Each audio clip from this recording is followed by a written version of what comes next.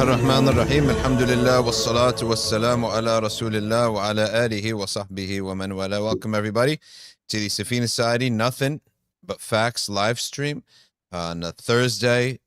For some people the first day of Ramadan, some people the second day of Ramadan. And I posted elsewhere that, or I wanted to mention elsewhere that the unity of Muslims doesn't come from their agreement on Furu'. It comes on their agreement on their Usul and their akhlaq with each other. Two of these things will be on display today, inshallah, as we have this much weighted discussion between Dr. Hatem al-Haj and Shaykh Hamza Maqbul. Dr. Hatem al-Haj, of course, is in New Jersey. Is just a short drive away from the studio, actually. Shaykh Hamza Maqbul is in Chicago, as they call it, Chicago Sharif, because of how much Islamic activity there is there, and huffaz and everything else. But we're going to talk about a matter that is not just a furu' matter. It's a matter that pertains to our obligations, the obligation of zakah, and a fatwa that has been met with resistance and debate and discussion. So we're here to have that debate and discussion. And as I walked into the studio, I overheard our two guests mentioning how they want to make sure that everybody knows that this is does not change any kind of warm feelings that we have for one another as themselves as Sunni fuqaha from the Hanbali and Maliki madhabs, respectively, and people who are active in dawah and are very passionate about fiqh and sharia, and that's how it should be. So we're going to begin with something soft out of respect and honoring of the month of Ramadan, and I'll begin with asking Dr. Hatem, what was, of course, after welcome you onto the stream, what was the best advice you got for the month of Ramadan that you would like to pass on to everybody else? Alhamdulillah, sallallahu alaihi wasallam, to proceed. I think that the best advice I got, from one of my mentors is basically to measure myself before and after Ramadan, and to see if it made a difference. If Ramadan made a difference, and if it didn't make a difference, then I basically must attempt to be better the following Ramadan, because it should make a difference. It should make a difference between who you were before the month started and who you become after the month ends, in terms of your proximity, your nearness to Allah subhanahu wa ta'ala, and in terms of your relationships also, because it's the month of Quran and dhikr and prayer. We all remember that, but it is also the month of repairing relationships with creation of Allah subhanahu wa ta'ala, and that must be remembered as well. MashaAllah. MashaAllah. Shaykh Hamza. Bismillah ar-Rahman ar-Rahim. Alhamdulillah. Wassalatu wassalamu ala rasulihi Sayyidina Muhammadin wa ala alihi wa sahbihi wa ba'd. There are a lot of very usuli and principled answers having to do with sabr and with all these other things, which inshallah people can read from their sources. But perhaps one of the practical pieces of advice that I found most helpful was that from our mashayikh, that when Ramadan, the moon is sighted, or when the 30 days of Sha'ban end, wherever you are, just sit down and don't get up then again afterward until the moon of Eid is sighted, meaning don't waste your time in extraneous things. There are many things that are permissible. There are many things that are attractive. There are many things that are beneficial in some sense, but their benefit is not urgent. You can get it really any time in the year, whereas this is a special time in which the ibadat take a special color, and they have a special increase in intensity, and a person should just sit down and know that this time is for ibadah, not in the kind of the general kind of like conference Islam sense, but in the specific sense, that those things that are pure acts of worship, the salat, dhikr, dua, the recitation of the Quran, that these four things that a person should just kind of sit down and crank it out as much as they can. And whatever other permissible and praiseworthy things other than them, inshallah, there'll be plenty of time for it after Eid, other than those things that are legal obligations or responsibilities. One of the things that people do in the month of Ramadan is that they've pinned their zakat al-mal onto the month of Ramadan. And this by itself is something that warrants discussion.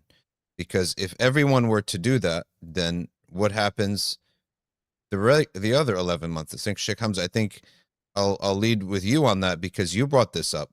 Can you expand upon the possible potential harms we do to the poor by everybody linking zakatul mal to the month of Ramadan? Yeah, I mean, as to say Maliki Faqih is going to look embarrassing on the Day of Judgment, but as a practitioner of the Maliki madhab, I do know that the Imam Malik ibn Qasim, the basically the founders of the school or compilers of the school, they said that you cannot give zakat early or late more than about a month's time. So you can pay it like a month early or late. The due date that the zakat has is special for a couple of reasons. One is that the zakat that's owed on that day, even if you pay early, the zakat that's owed on that date is the zakat that's owed. So a person has to keep that in mind. And the second thing is that the poor benefit from that. Why? Because they have to pay rent. Muharram, Safar, Rabiul Awwal. The little kids song. These are the months in Islam. Like every one of them, they have to pay their rent. They have to buy medicine. They have to buy food, and so. Just like a person who eats like 2 kilograms of sugar at one time is probably going to get a blood sugar spike, and it's gonna harm them physiologically. There's kind of certain irregularities that happen when there's just the whole world is awash with cash at one time, and then like it's dry like a desert for the rest of the time. And so I think I was mentioning that to you as well, that the Maliki school, we wouldn't have that problem if people followed that. Of course, we love all the other schools of fiqh and the fuqaha of the ummah, but I think even those who are not Maliki should consider that your intention is what counts, and if what you want is reward, there's a reward in all times of the year, and perhaps paying it at another time might be useful as well. Sheikh Hatem, did the Hanabila have comments on this? Well, we can give the zakat in advance for 1 to 2 years in the madhab. So I think that it is okay for us to have our due date in Ramadan because of mudawafat al-a'mal, the multiplication of reward. But at the same time, we can give the zakat in installments throughout the year and calculate that from our zakat. Of course, we don't delay the zakat. We give it in advance. We don't delay it. So whatever it is that you will give in zakat throughout the year will be subtracted from the following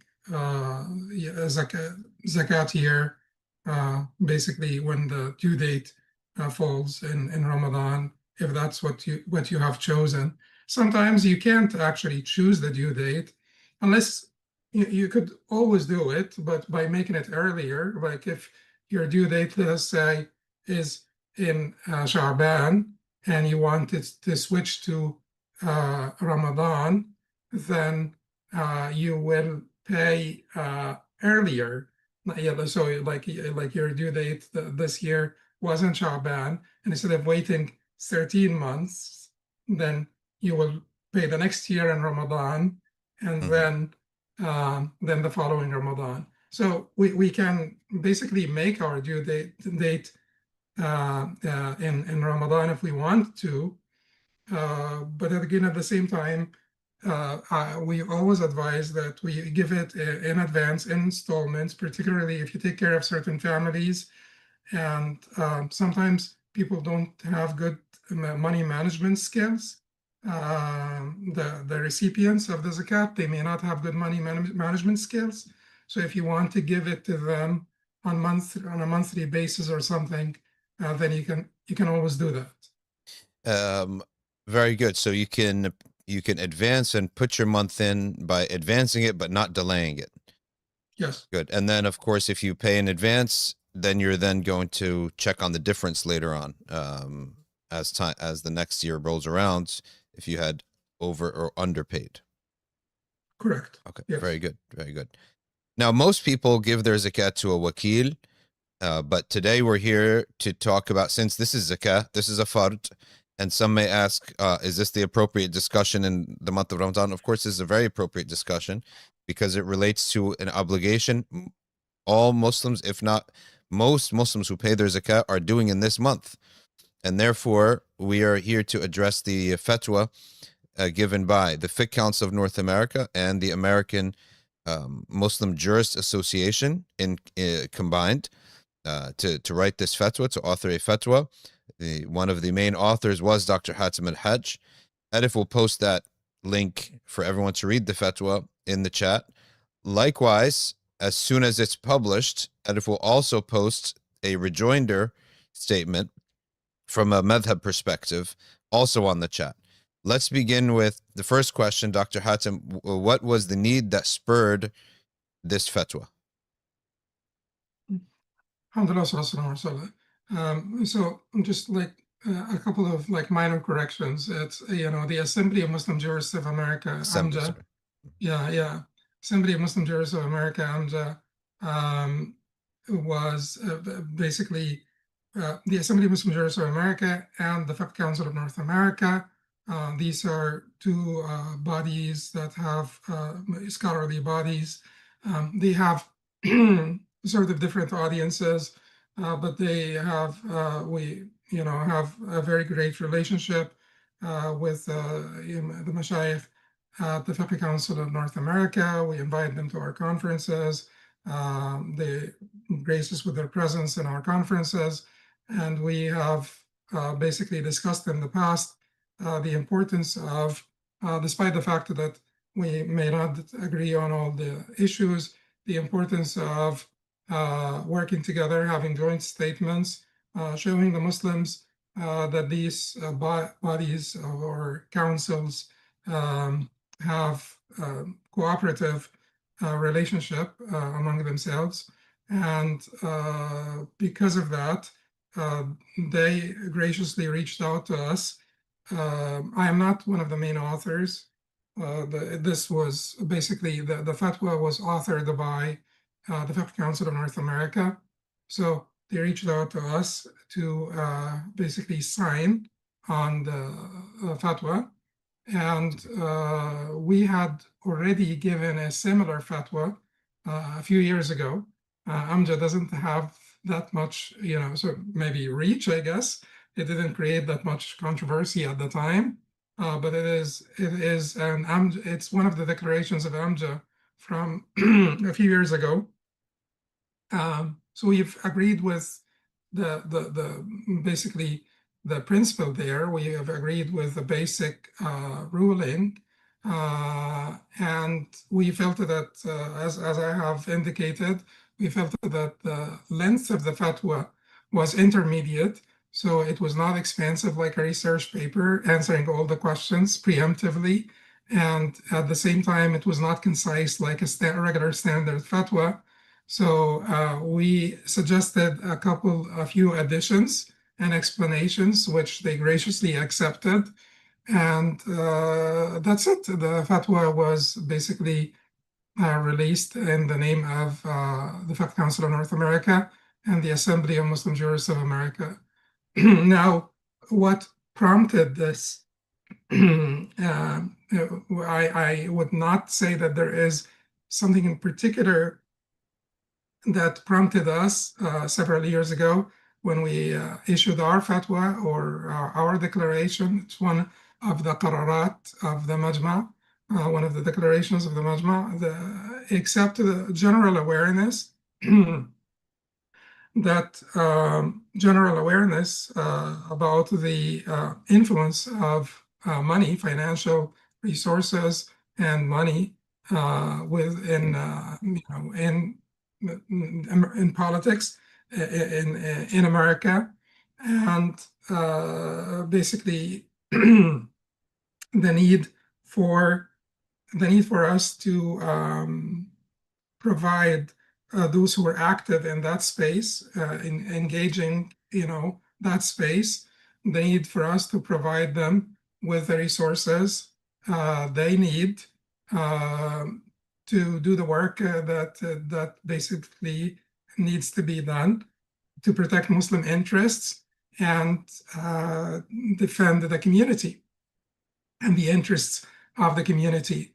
Now, I'm not quite sure because I don't want to speak on behalf of someone else. I'm not quite sure what prompted Fitna to address it at this particular time. I'm not aware of this, but as far as I can tell, they've been working on this for several months. So it took them a long time working on this fatwa. So maybe they received the question, and that's the beginning of the fatwa itself indicates that they received the question about Gaza. Maybe people who are active in that space, PACs, etc. They posed a question to the Fiqh Council of North America. Can people give a portion of their zakat for the purpose of lobbying and influencing policymakers in America, since we have domestic and Ummah-wide interests that we want to pursue and defend. Okay, so it seems that the dire need would be basically the genocide that we just saw into for the last 2.5 years, and the need for Muslims to be engaged in politics and perhaps to elect congressmen that would defund Israel, perhaps. Is that because that's one of the things I heard? Yeah, of course, it is, so we have sort of domestic interests and Ummah-wide international ones. But the pressing need at the time was certainly the genocide in Gaza. But it is not limited to this. It is basically the need for the Muslim community to indicate that we're not going to be a punching bag, that we're not going to be an easy political target, that people who will show hostility to our community, we will basically recruit all of our resources to defend our interests as a community, and it will not be basically uncostly to use this as a political target. Okay. Very good. So because that question was specifically regarding the authorship of the fatwa, there won't be any rejoinder or reply from Sheikh Hamza, so we'll move to the next question. And so our system here, we're going to go, Dr. Hatem will give an answer for a few minutes, and then we'll go back to Sheikh Hamza, and then if Dr. Hatem wants to discuss that, Sheikh Hamza's reply, we can go back and forth a little before we go to the next question. So the first question is, can you highlight what was the usul, the methodology behind the fatwa? Contemporary fatwas tend not to just restrict themselves to one madhab, but they still have to have an usul. So what would you say the usul was for this? Okay, so I think that the fatwa relied on the fourth category of the recipients of zakat, that basically the fatwa relied on the category of al-Muallafa Qulubuhum, those whose hearts are to be reconciled. And the reason why the fatwa relied on this is the fact that traditionally, if you look at classical scholars versus contemporary scholarship, it would be easier to ground the fatwa in the fourth category of zakat recipients. إنما الصدقات للفقراء والمساكين والعاملين عليها والمؤلفة قلوبهم وفي الرقاب الغارمين في سبيل الله وابن السبيل فريضة من الله والله عليم حكيم. So the fourth category, المؤلفة قلوبهم. The seventh category would be fi sabilillah. Now, fi sabilillah I think that this was discussed, whether the fatwa should be grounded in one or both, or the fourth or the seventh category, or both categories. Fi sabilillah, in the path of Allah, for the cause of Allah, has been traditionally basically conceived of as relating to jihad.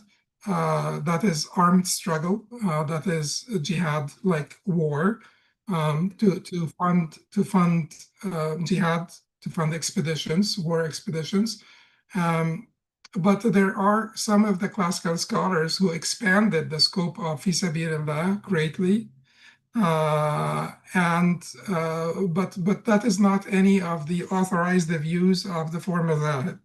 When it comes to fi sabilillah, the seventh category, yes, a number of classical scholars have expanded the scope of fi sabilillah. I mentioned this in an article that I wrote for Muslim Matters in 2021, but it was not basically adopted by one of the four madhahib as their authorized view.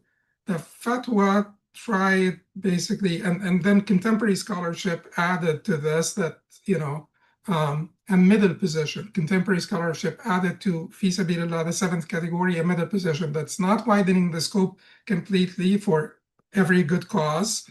That is because every good cause is the cause of Allah subhanahu wa ta'ala. And it did not limit it to armed jihad, but widened it to basically defending Muslim interests, resisting domination and subjugation of Muslims by others, whether it is intellectual, whether through da'wah or any other means. So it could have been invoked. That seventh category could have been invoked. The reason why it was not invoked, in my understanding from the authors of the fatwa, the reason why, Dr. Yasser and others, the reason why it was not invoked is the lack of support traditionally, from classical scholarship. Then the fatwa wanted to basically focus on the fourth category, which is in Muallafa Qulubuhum, because the authors, and I am in full agreement with authors in this regard, felt that this enjoys some support from, two madhab, the Hanbali madhab and the Maliki madhab to a great extent. The Hanbali madhab, period, and the Maliki madhab to a great extent. A lot of Maliki discourse can be invoked in support of the fatwa. Hanbalis, because Hanbalis clearly, state, and maybe we get into this in some more detail afterwards. But when it comes to, I have certainly been shocked and to some extent dismayed by some of the refutations, because there was a lot of sort of misquotation and, a lot of sort of suboptimal responses.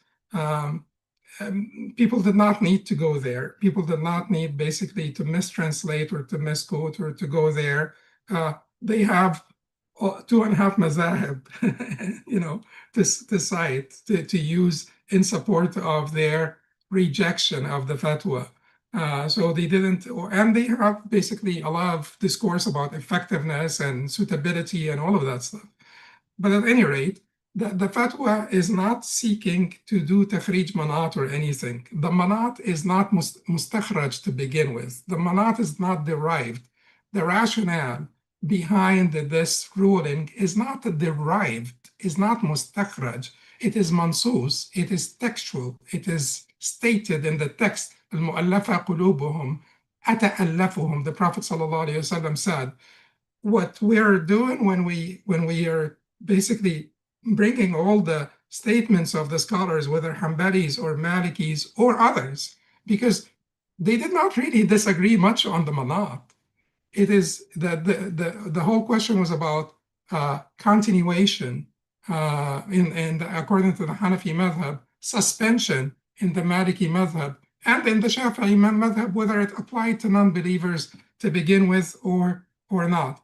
But at any rate, to end here, but maybe I'm running out of time. They wanted the fatwa wanted to ground itself in the first category of Muallafa Qulubuhum, because it felt that there are enough nusus from Hanbalis and many Malikis in support of their position. Okay, so the usul was essentially going into both madhahib, these two madhahib, and basing the fatwa off of that. Sheikh Hamza, your reply? I apologize, I muted myself. No problem. Yeah, so a couple of things. One, people who know me personally, including Dr. Hatem and Dr. Shadee, know that I have great love for my brothers, including both of you. And at the same time, I have great passion for things that we disagree with. People probably have guessed that I've had a number of impassioned disagreements with Dr. Hatem, perhaps to the point of dismaying him, as was mentioned in the past. But they also should know that I've also had such disagreements with Dr. Shadee, and it doesn't, it shouldn't be interpreted by people. Like if somebody is at the point where they feel like a little kid watching mommy and daddy yell at each other, then you should probably shut off this live stream and just read some Quran and know that all three of us love you.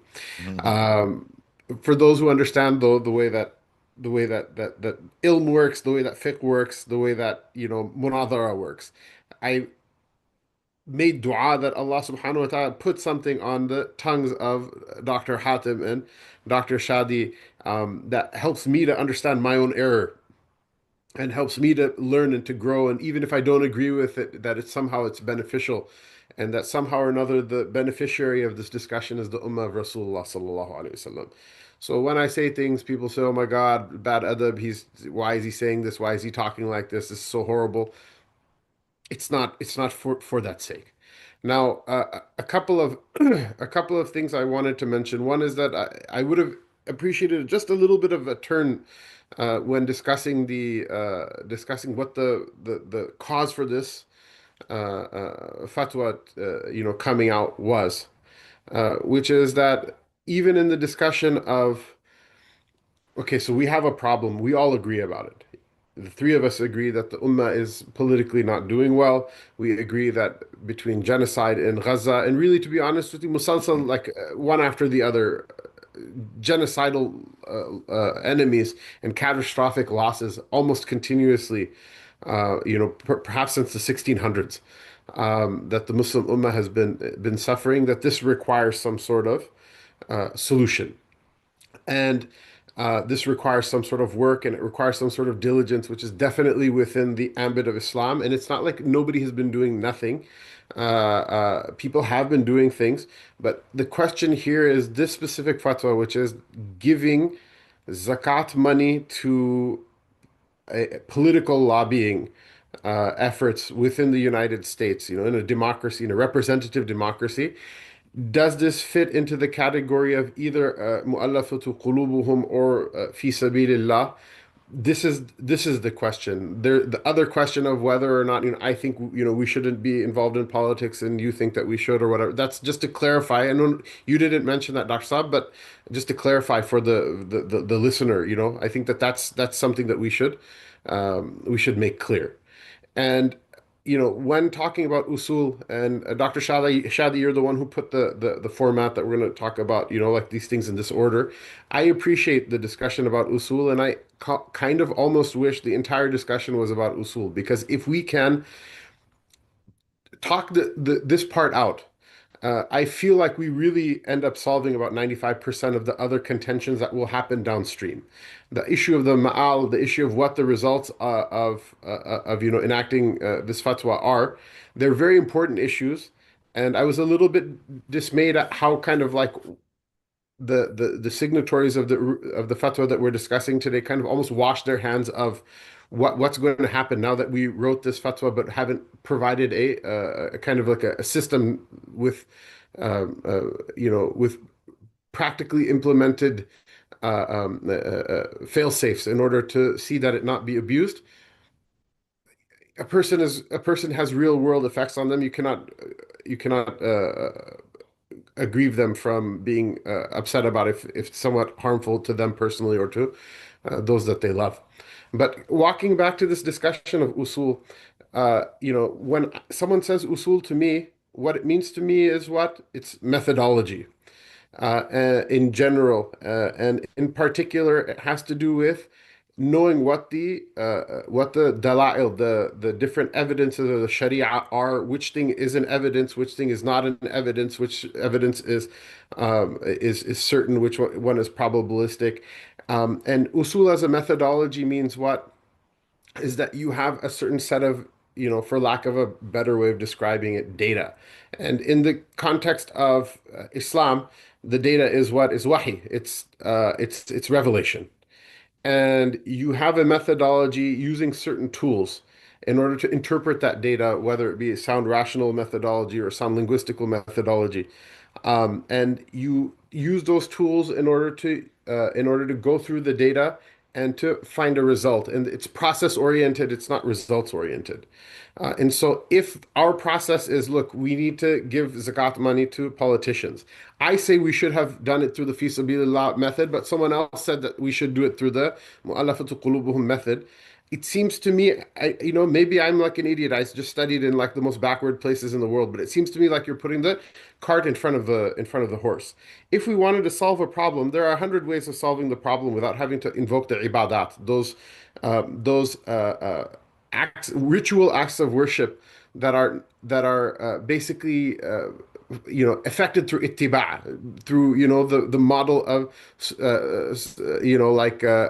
خذوا عني مناسككم صلوا كما رأيتموني أصلي or كما قال عليه الصلاة والسلام, that take your rites of pilgrimage from me, or pray like the way that you see me praying. That's the model for the acts of ibadah, is ittiba. Is that you just follow, you get in line and you do exactly the same thing that everybody in front of you did in that line. When it comes to solving the problems of political lobbying, I don't think we would have had any discussion or any I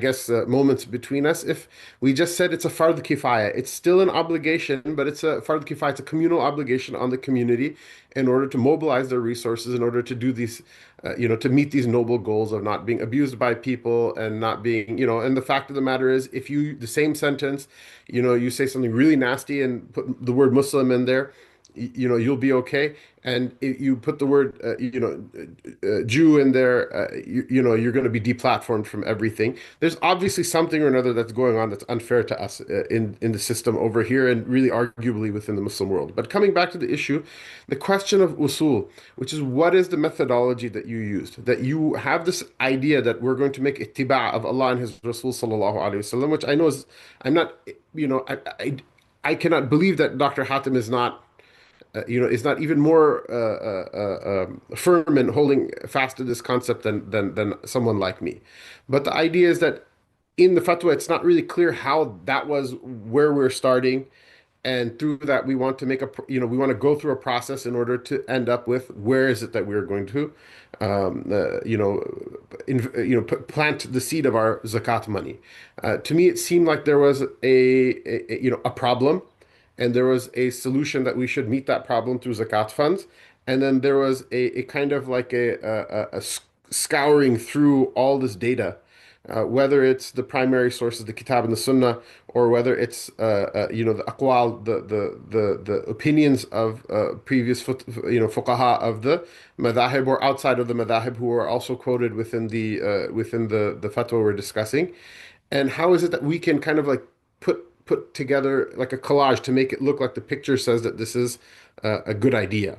And as for the question of like what are your usul, maybe I'm too dense. I didn't understand, you answered the question and I didn't understand it, but I didn't hear within your answer, Muhtaram Ustad Doctor, I didn't hear any methodology that you employed in there, but rather I heard that, this is the route that we wanted to get to this answer, that Amja made this answer years before Fikna.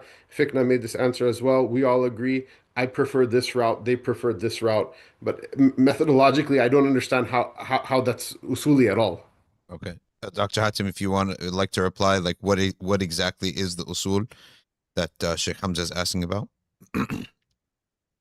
Okay, so let me, because the first question that was posed to me was about, the authors and the main authorship, and I'm not the main author, so I didn't want to speak, on behalf of the main author, but I'll put myself in the main author's shoes. I'll speak like the main author. I authored this fatwa. Let's presume that I authored this fatwa.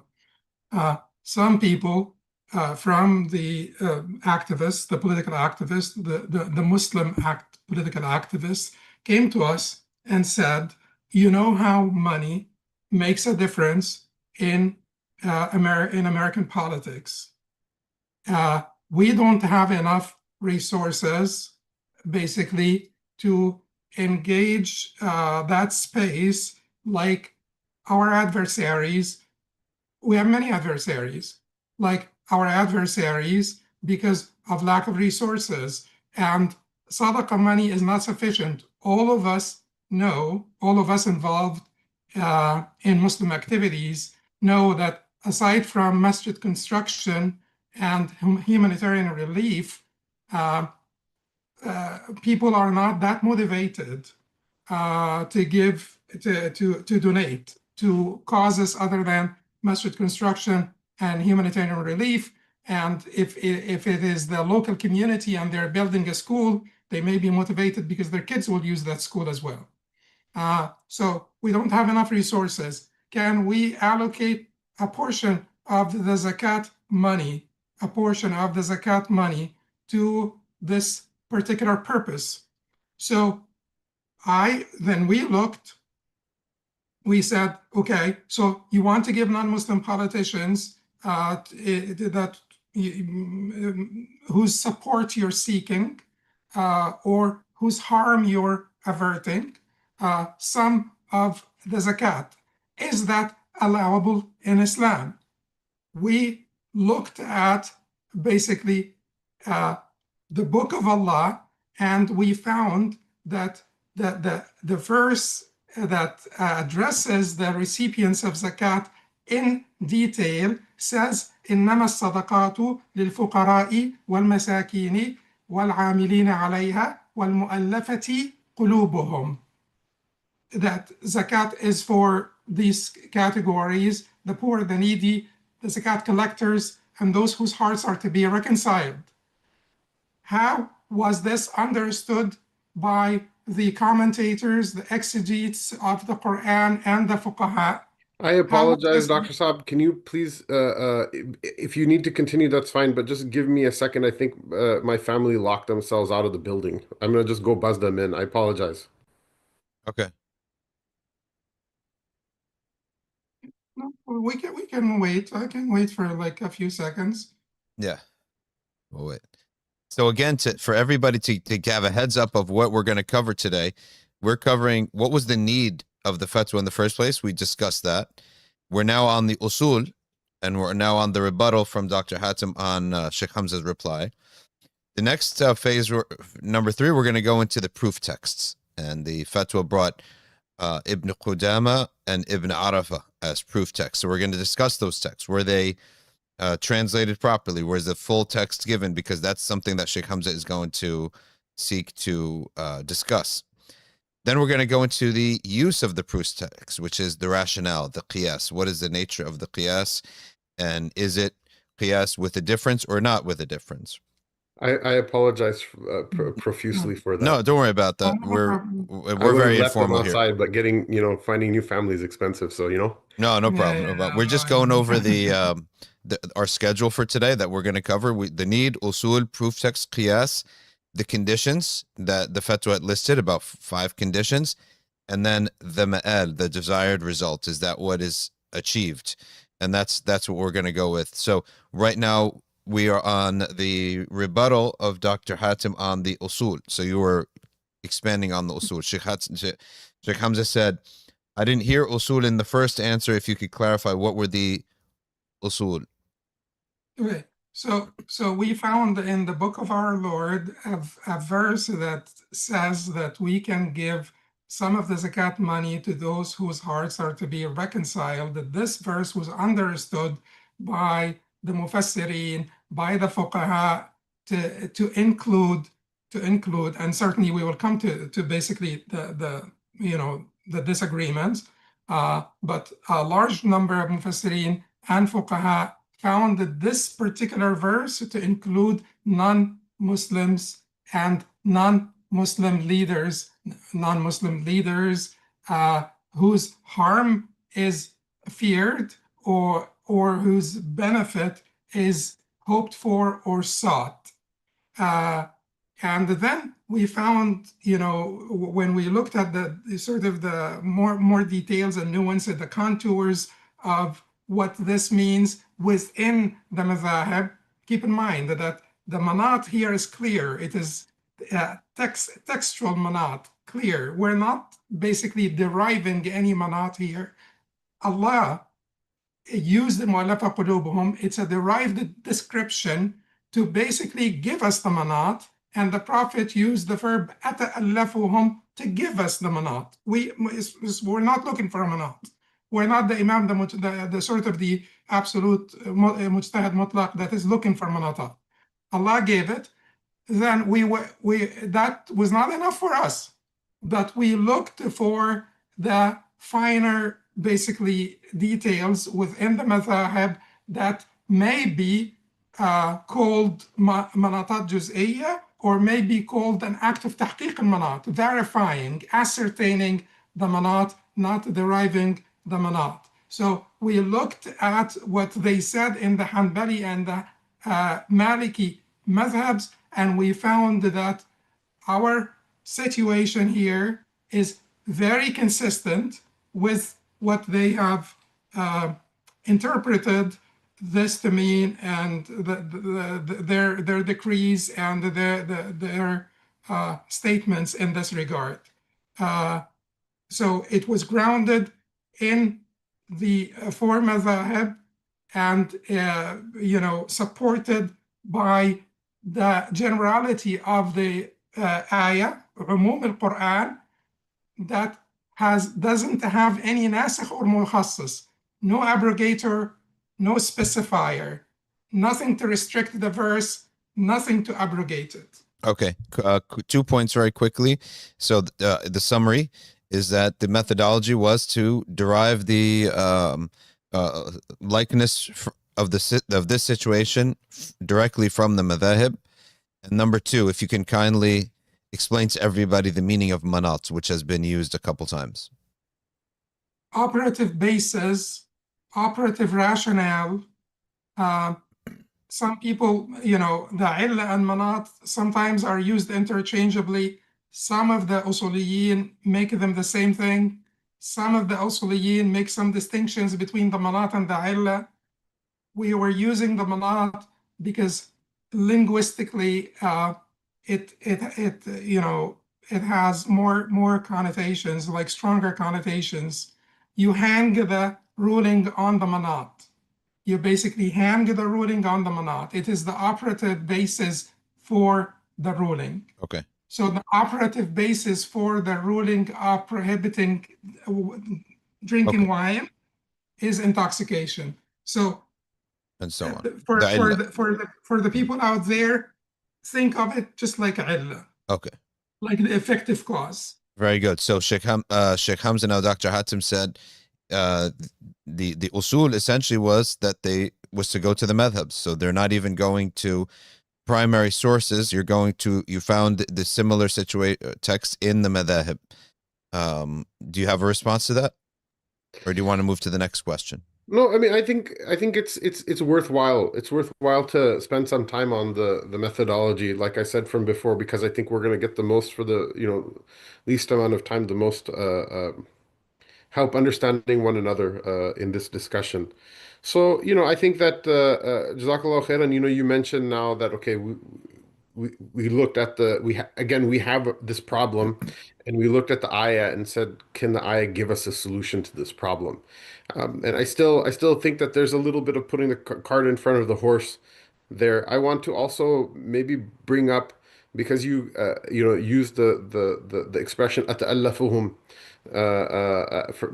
as a hadith in which the ghanaim and the fay from the Battle of Hunain was used in order to give a disproportionately large share to the mushrikeen of Quraysh in particular, and those who were new to Islam, because the battle happened right on the heels of the Fath of Mecca. So some of them were new converts, some of them had not converted yet. In order to, quite clearly, as you stated, to reconcile their hearts with Islam, so that they think of Islam as they have an opportunity to think about Islam as a good thing, because it's not going to be something that they have to, accept at their like political or financial jeopardy. And so, I think that there's a distinction there, because I think everybody agrees that the money of ghanima and fay, the spoils of battle, and the spoils of war that are gained without fighting, that those are there's in the former case, my understanding is a fifth of it is the discretionary amount that the Prophet ﷺ can use at his discretion, whereas the fay, the totality of it is discretionary from the Prophet ﷺ. And there is, I think, I guess the onus is on then on you to somehow prove that this is, we can say for certain, to the point where we base a ruling on it, that this is really known, that this was happening from zakat money in that particular context. And this is the reason this is all relevant, is because we have this expression in the Quran, mu'allafati qulubuhum, that those whose hearts are to be reconciled. And even then the further discussion, when we discuss like what do the madhahib say about this matter, I feel like there was maybe some either misunderstanding on your part or on our part, someone's part. There seems to have been some misunderstanding, at least in particular about the Maliki school, that this money can be spent for some reason other than to reconcile someone's heart with Islam. And that's really important, because when you give money to a political lobbyist, there's no real discussion about what that person's deen is, and what's going on in their heart. It's very transactional. And so, coming back to the question about methodology, the reason I asked is that we all agree, about what's in the Quran, that's what's in the Quran. Alhamdulillah, Ahl Sunnah wal Jama'ah, at any rate, we all agree on the text of the Quran, to the point of the Qira'at Sab'a or Ashara, according to a qawl. But I guess the disagreement is, in what those words mean in this particular context. And I want to talk. I want to talk about fi sabilillah, but I'm going to hold back unless you want to make that part of the discussion. But like methodologically, what I understood about that ayah is that it starts with the word innama, which is harf hasr. It means that, what is to be mentioned afterward is correct to the exclusion of other possibilities. And so it's an exclusive definition, not an inclusive definition. And then, the different categories of fuqara and masakin, and, ila akhirih, that all of those valid recipients of zakat are then mentioned. And I guess the issue is that you said we wanted to expand this, because these people came to us and they had this problem, and we're looking, can we expand the scope of what mu'allafatu qulubuhum means in order to accommodate their issue. And that in and of itself, it seems methodologically problematic. The idea that somebody can even expand the scope of what basically seems like the consensus of the ummah has agreed upon. Now, again, I feel like we're kind of kind of crossing the bridge into the discussion about the madhahib. So I want to give you the first ability to talk about that. But methodologically, it seems like, again, putting the cart in front of the horse. No, if I could interject and say, let's get straight to the qiyas aspect of it. I know that I've said that the logical way is to go to usul, then to proof texts. So the qiyas first. Conductor Hatem, you can explain the qiyas of the people in power to the elected or seeking to be elected politician in a democracy. Can I just answer Sheikh Hamza's Sure. few contentions first? Sure. Okay. Let me just say this, and I don't want to take more than the time I need, like you allot to me, but it will take a little bit of time to make this clear. When I say we looked at the book of our Lord, that's just out of respect that I put the book of my Lord first. That is out of respect. I didn't look at the book of my Lord when this happened. These are rulings that we remember since our childhood. We know that there is, we know that in the Hanbali madhab and to a great extent in the Maliki madhab, the fourth category of zakat recipients includes رؤساء العشائر المطاعين, includes, tribal chiefs that are not Muslim. And when they talk about them, they talk about, and it is not true. I read this so much that in the Maliki madhab, it is only about reconciling their hearts to become Muslim. So the Maliki madhab, I basically quoted Sharh al-Dardir, I quoted Mawahib al-Jalil. I know what Mukhtasar Khalil means in the Maliki madhab. I am not denying this, but the fact that, and certainly, in Mawahib al-Jalil, Adillat Mukhtasar Khalil by Shaykh Ahmad ibn Ahmad al-Jakani al-Shanqiti, he actually says. By the way, just a small clarification. He's not he's I guess a Maliki, and maybe in this way that like Abu Layth is a Maliki. He doesn't make iltizam of the madhab in very basic and very usuli masail. Even though he did write that book, mashallah. Yeah, but let us go back to, is Ibn Abd al-Barr Maliki, is Ibn Yunus صاحب كتاب الجامع لمسائل المدونة Maliki, is Ibn Yunus Maliki, is Al-Qadi Abd al-Wahhab Maliki? Okay, Al-Qadi Abd al-Wahhab says, as reported from Ibn Yunus, فإذا دعت حاجة إليهم في بعض الأوقات جاز أن يرد سهمهم. And that is what Ibn Yunus in Al-Jami' quotes Al-Qadi approvingly, Qadi Abd al-Wahhab. How do we translate this? فإن دعت حاجة إليهم في بعض الأوقات. If the need arose for them at some time, جاز أن يرد سهمهم. Their portion from the zakat may be reinstated. The sahm here, we're talking about سهمهم from the zakat. The discussion, you can go to الجامع لمسائل المدونة by Ibn Yunus. This discussion was in the chapter of zakat under the fourth category of al-Muallafa Qulubuhum. Ibn Abd al-Barr in al-Kafi agrees. Ibn Abd al-Barr in al-Kafi agrees. Ibn Abd al-Barr in al-Kafi يقول إنه إذا دعت الضرورة الإمام أن يتألف كافرا يرجى نفعه وتخشى شوكته. يرجى نفعه وتخشى شوكته.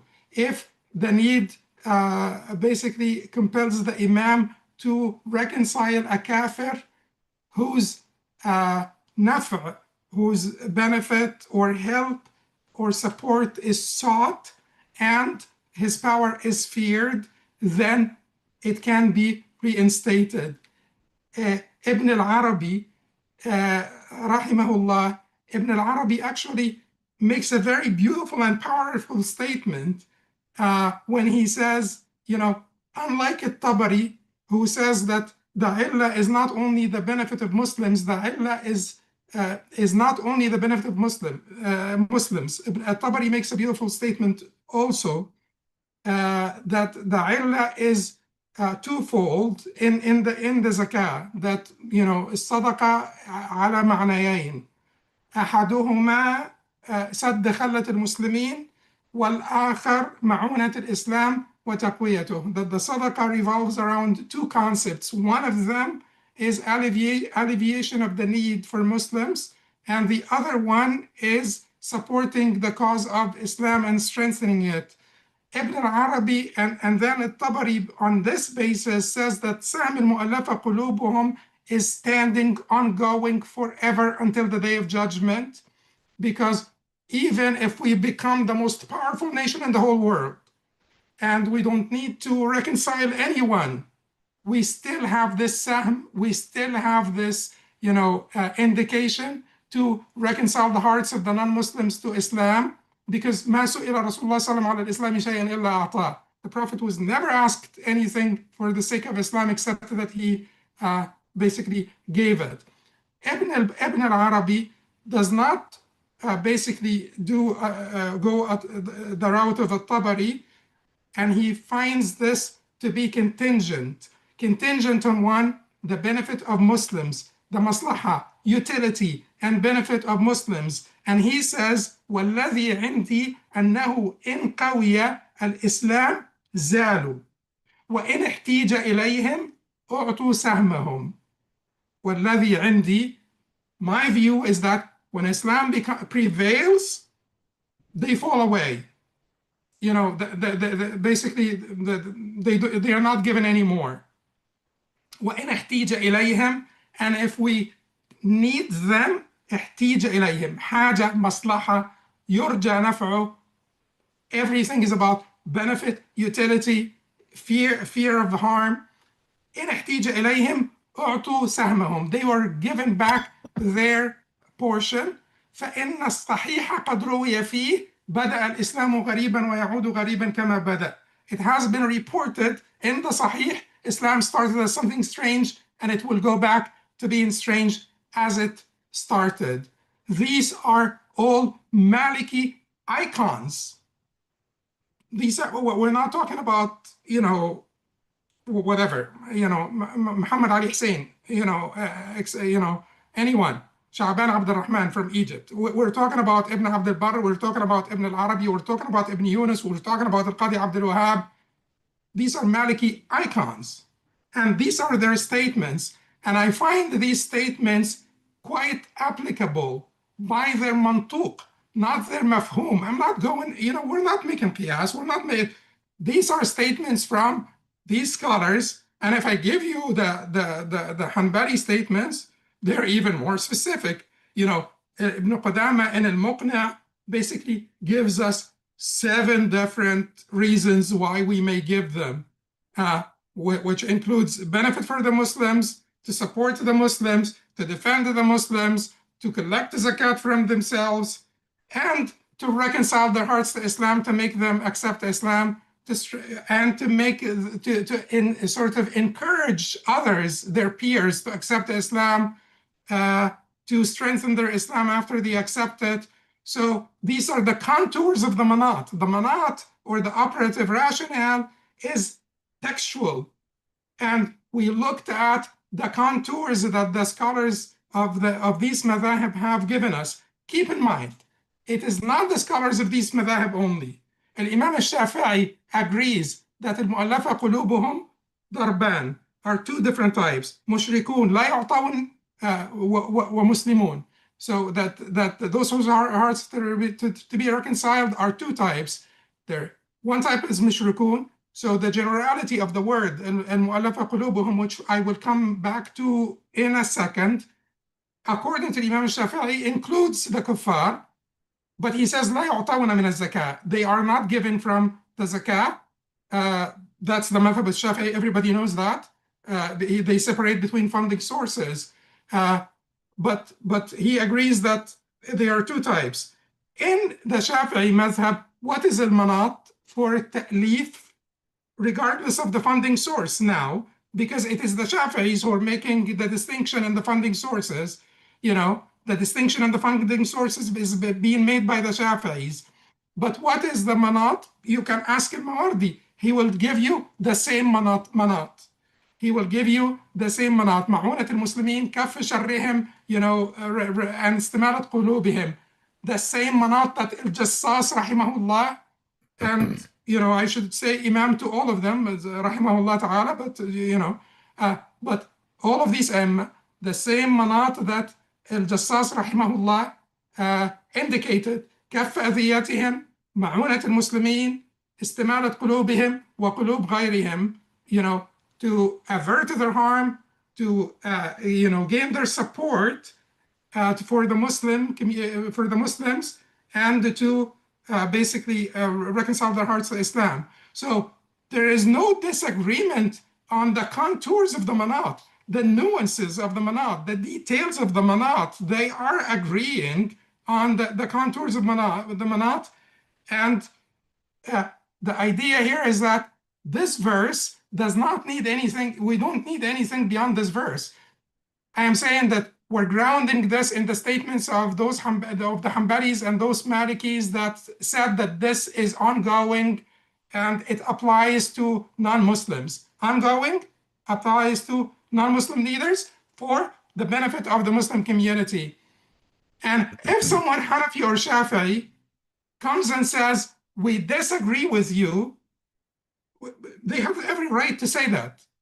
We disagree with you. It doesn't matter that you are citing Hanbalis and Maliki scholars. Our scholars disagree with this to begin with, because in our madhab, the Shafi'i madhab, those Muallafa Qulubuhum have never, those non-Muslims have never been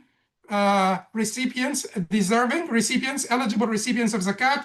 They are given from the spoils, the fay and ghanima. They are not given from the zakat. Or the Hanafi may say it has been abrogated, or it has been, the ijma' of the Sahaba, whatever. They sometimes use the word abrogation. I am not saying that all of them use it, but sometimes they have used it. And this is untenable, because there is no, ijma' does not abrogate the Quran and the Sunnah. But whatever they will use, they acknowledged that it included included the kuffar during the time of the Prophet ﷺ. And whether ijma' al-Sahaba abrogated this or not, that's a discussion for a different day. The generality of the verse, we all know that umum al-Quran, the generality of the Quran, لا يخصص بخصوص السبب. العبرة بعموم اللفظ لا بخصوص السبب. The consideration is given to the generality of the wording, not the specificity of the cause, even if we have a specific cause. Like if you tell me that there was a specific cause, and in that specific cause, al-Muallafa Qulubuhum, in this verse, for which this verse was revealed, were Muslim and they were not kafir. If you say this, I still have, and that is what the scholars from the Maliki and Hanbali madhab said, that al-ibra ba'umum al-lafz, and that is a matter that they all agree on from the four madhab. Then there is like a little tiny disagreement afterwards, al-ibra ba'umum al-lafz la bikhusus al-sabab, consideration is given to the generality of the wording. That is if we have a specific cause. This ayah does not have a specific cause. In fact, they cite these examples of the spoils of war to explain this ayah, to elucidate the meaning of this ayah, which tells you what? That these scholars, the greatest Imams, the greatest Mufassirin, did not consider the funding source consequential here. They did not, because they're using these very incidents of distributing from the spoils to explain this ayah about the zakat, these Imams. So the funding source is a big thing for the Shafi'is. It is not for the majority of, it's not for others, the funding source. They don't make that distinction with the funding source. And I go back and say the generality of the Quran, al-Mu'allafati Qulubuhum, is basically standing until we find an abrogator or a specifier. Okay, Sheikh Hamza, a lot of Maliki quotes were used, and you are Maliki faqih. So, what is your rejoinder? Because Sheikh Hamza gave, Dr. Hatem gave a number of Maliki quotes citing zakah for non-Muslim rulers who are feared. You're on mute. Sorry about that. Feared or hoped for. Their support is hoped for. يرجى نفعه. يرجى نفعه. دعت الحاجة إليهم. The need arose for them. Yes. Thank you. Jazakallah khairan, Dr. Hatem. There was a lot there. Um, I want to well, first, because Dr. Shadee kind of gave me the kind of lead with regards to the Maliki fiqh. In my discussion with other Maliki scholars and students of knowledge, to be honest with you, the muhaqqiqun, the people whose qawl the madhab kind of revolves around, in terms of the actual furu'. Uh, we couldn't find any quote from anybody who gave the context of giving the share of mu'allafatu qulubuhum to a non-Muslim for any reason other than to reconcile their heart with Islam. And even Muhtaram Dr. Saab, you gave the quotes, for example, of Ibn Yunus and Qadi Abdul Wahhab, but they're given in part, they're not really given in whole. And I think if you read just a little bit more context in them, it becomes clear. So I have because we worked on a counter statement. Who knows if anyone will read it or not? But Qadi Abdul Wahhab, right? So مؤلفة قلوبهم قوم كانوا في صدر الإسلام يظهرون فيدفع إليهم شيء من الصدقة لينكف غيرهم بإكنافهم. That the people whose hearts are to be reconciled are people who feigned Islam in the early period, and meaning they say, okay, yeah, we're Muslim, but like God knows what's like how solid it is, and a portion of zakat would be given to them, so others would be restrained by their restraint. Another quote of Qadi Abdul Wahhab via Imam Qarafi rahimahullah tabarak wa ta'ala ورحمهم قال عبد الوهاب فلا سهم لهم إلا أن تدعو حاجة إليهم وقيل هم صنف من الكفار يتألفون على الإسلام لا يسلمون بالقهر وقيل قوم إسلامهم ضعيف يقوى عفوا بالعطاء وقيل عظماء من ملوك الكفار أسلموا فيعطون ليتألفوا أتباعهم ليتألفوا أتباعهم لأن الجهد يكون تارة إلى آخر to the end of the quote. But the point is that in all of them, if you look carefully, there is this this aspect of it that the person's Islam is hoped for. And I just don't see. You quoted, for example, the Mawahib al-Jalil في أدلة Khalil.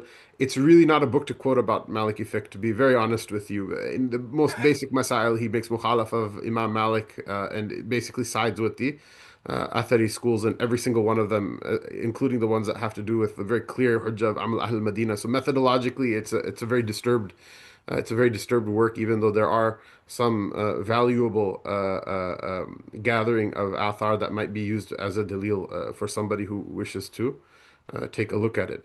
The other weird thing about that book is it's actually named after it's used the same name as one of the more famous and renowned commentaries on Khalil, the Mawahib Jalil of Hattab, which states no such thing.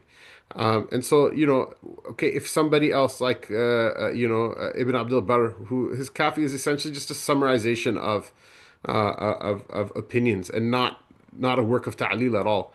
That's going to happen. But if we go back to the four opinions on which Khalil is based, primarily, because even Khalil himself he's like murajjih. He's like a person who just says, okay, there's all these Maliki opinions about stuff, we want to see which ones are actionable and which ones the fatwa can be given on. Qadi Abdul Wahab, Qadi ibn Rushd al-Jad, al-Mazari and al-Lakhmi, we went through a number of books, and we could not find any quotation with regards to giving. And this is to reaffirm actually a point that you were making, that I don't feel like um, I was debating with, which is that yes, it is a legitimate opinion that the Mu'allafat Qulubuhum category does include non-Muslims. And so you rightly identified that the Hanafis, say at any rate we can say zawal al-illa, that the the the cause to give to them, because it's not there anymore. That's why we don't give to them, because there's no need anymore to. There's no one in that perilous of a position like big chiefs who are still living in Makkah Mukarramah, that they need to be on board with the project of Islam. Otherwise, if they stay idol worshippers while the all the things that happened in the early generations happened, it's going to be like a real problem. So that's fine. That's their opinion. The Shafi'is, they say that we don't give the zakat money to the kuffar. The Maliki opinion, which for to the best of our ability, we really tried to look for in the way that you read the books of Furu, the ancillary rulings of fiqh, and give opinion based on what's exactly written there, and not taking interpretive license. We could not find any substantiation that a non-Muslim would be given for reasons other than you want to reconcile their Islam. Yes, their harm is to be feared and benefit is to be hoped for from that reconciliation, but the zakat is for the reconciliation. It's not for the very general purpose of jalbul manafi' and dar'ul mafasid, to gain benefit or to ward off harm. And so I guess, kind of taking the bridge to the next step in the discussion, given that, you and me are not arguing about whether or not it's within the legitimate ambit of differences of opinion, the idea that the mu'allafatul qulubuhum exist and might be non-Muslims.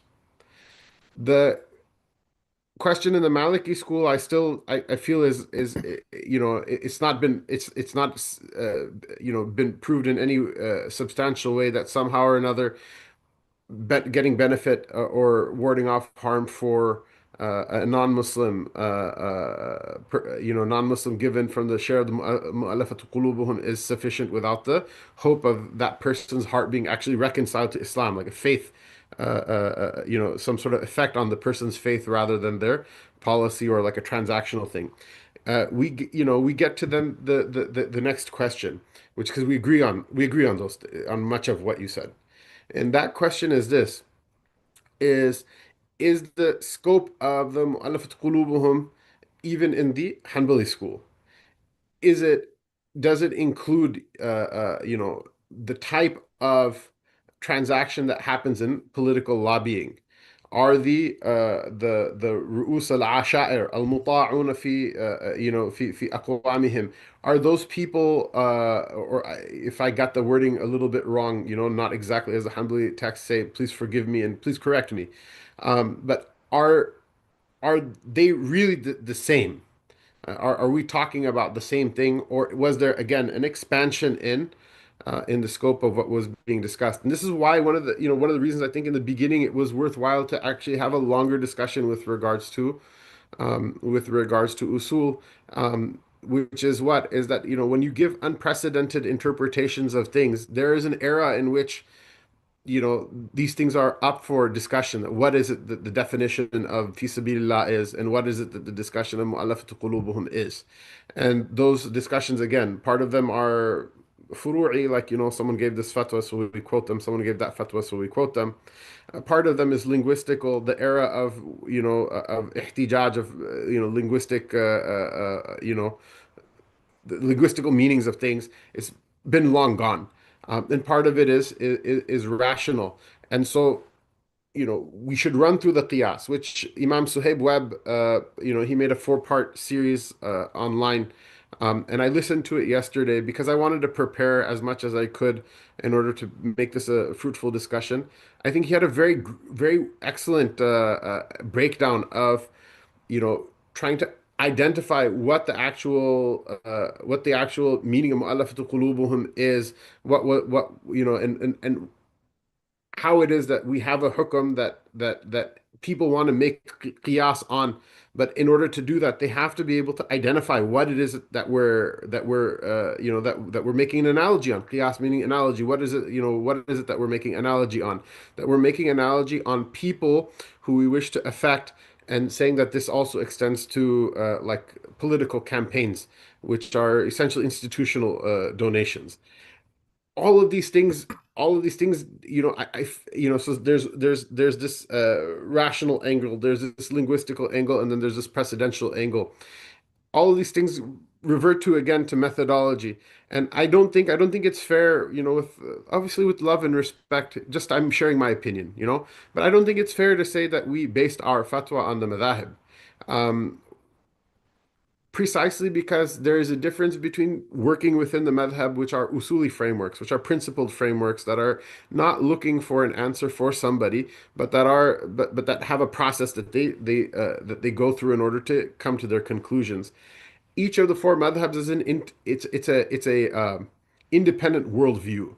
It's an independent approach to everything, to the language, to the to the aqidah, to the principles, usul, to the furu. It has certain solid data points that it kind of uses as an anchor, by which qawaid, not in the qawaid fiqhiyah sense, but qawaid in the Shatibi sense, that they kind of anchor down their furu, and they kind of build out their kind of infrastructure of rulings around.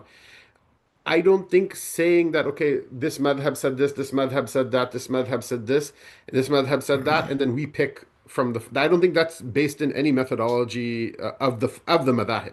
It is uses the rulings that the madhab come up with, but it's not based in a methodology. It's kind of intiqa al-aqwal.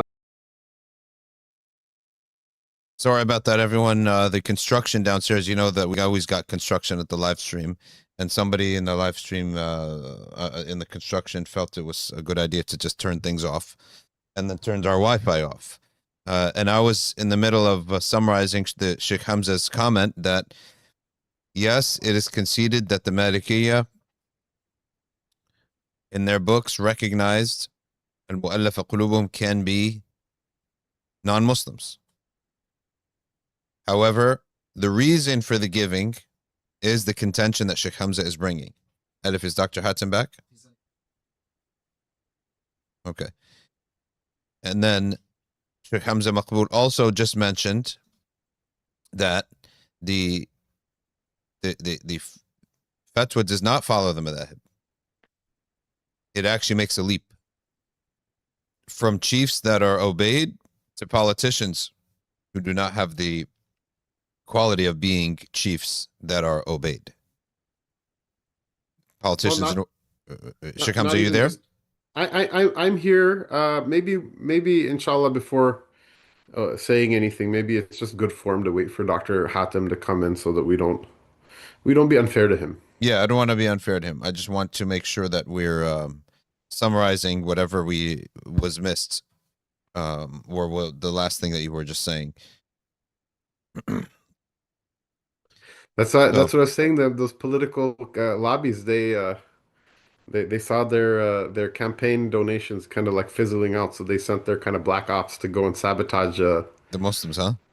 Sabotage Dr. Shadee's live stream, bro. Oh yeah, subhanallah. We were just getting on fire too. We were just getting hot. I was perusing your channel. I saw you got some love from Tucker. Okay, Shaykh is back now, mashallah. Okay, there we go. We're back at Alifu. Okay, so again, there were some construction was going downstairs, and they turned off some wire, some things downstairs, and that ended up cutting our Wi-Fi. But we're all back now, and I was again summarizing that Sheikh Hamza said that we do not deny in the Maliki school that al-Muallafa are listed and are given and they may be non-Muslim. Powerful rulers who are feared. Yet Sheikh Hamza is contending that the reasoning is different. The reason for their being given zakah is not to stop their harm, but to bring them into the embrace of Islam. Sheikh Well, Hamza, continue from I there. think a slight nuance is that it's not that it's not to stop their harm. It's to definitely gain the benefits and to avoid the harm. But it is ultimately that those things are to be garnered through softening their hearts to Islam, which is the reason that they're given. And we don't we don't mind that at all. You know, you could certainly go out and do that with any of the current politicians. That would be our ultimate goal. The ultimate goal, of course, is to reconcile them or incline them toward Islam. But the issue here is that in the Maliki, you know, those great Malikis are talking about al-Haj ilayhim, need for them, are talking about yukhsha, tukhsha shawkatuhu, yukhsha sharruh, yurja naf'uh.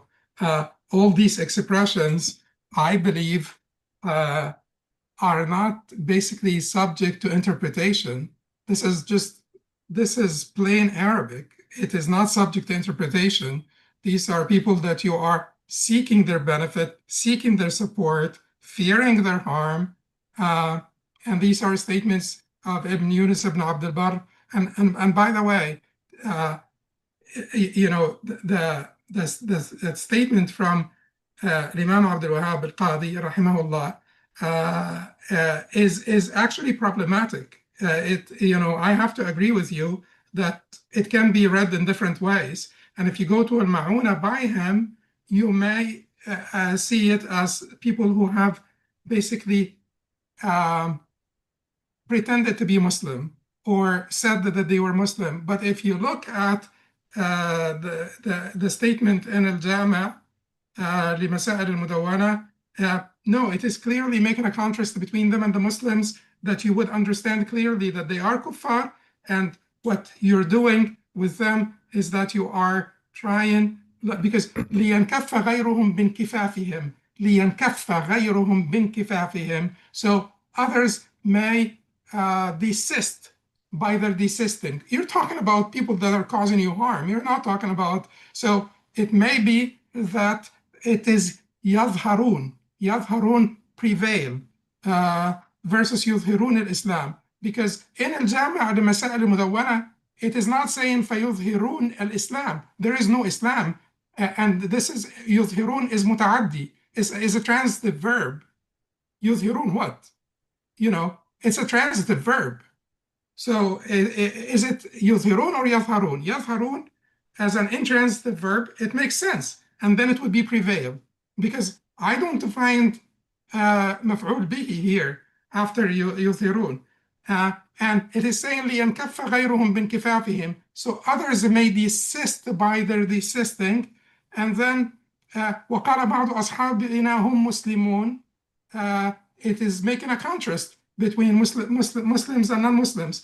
But at any rate, all of these statements from Ibn Abdul Barr and Ibn al-Arabi will corroborate that concept, corroborate the concept that this concept is recognized in the Maliki fiqh, and in the Hanbali fiqh, it is beyond any shade of doubt. So when you come up with a dabit, a procedural safeguard, a dabit from the Hanbali madhab, and say, well, but the Hanbalis are talking about رؤساء العشائر المطاعون, رؤساء العشائر المطاعون, and these political candidates are not رؤساء العشائر المطاعون.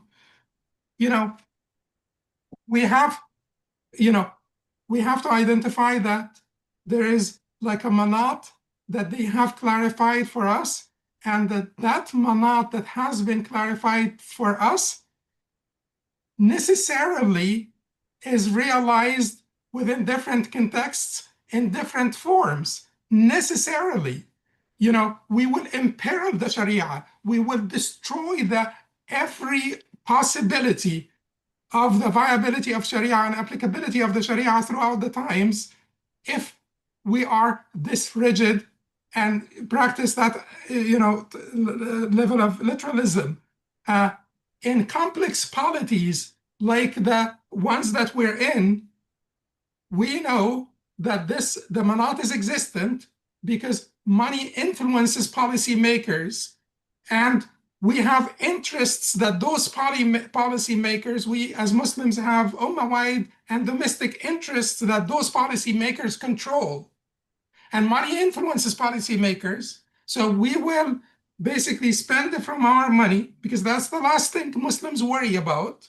We worry about a lot of other things. We worry about life. We worry about dignity. We worry about a lot of other things, and we can basically protect our life and our dignity with our money. So we will spend from our money to influence those politicians. Keep in mind, as in America, I know that this is bad and corrupt. Democracy should not be sold and bought. But as a Muslim, we have to deal with the world with the world as it is, not as we wish it.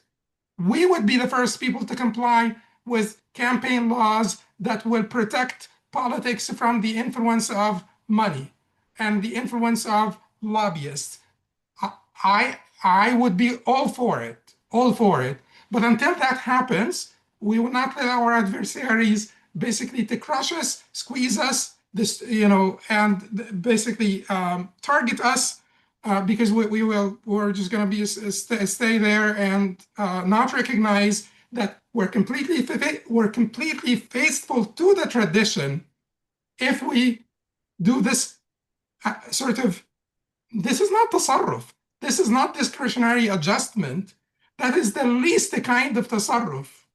And we can talk about how much the mazahib did tasarruf, in the past.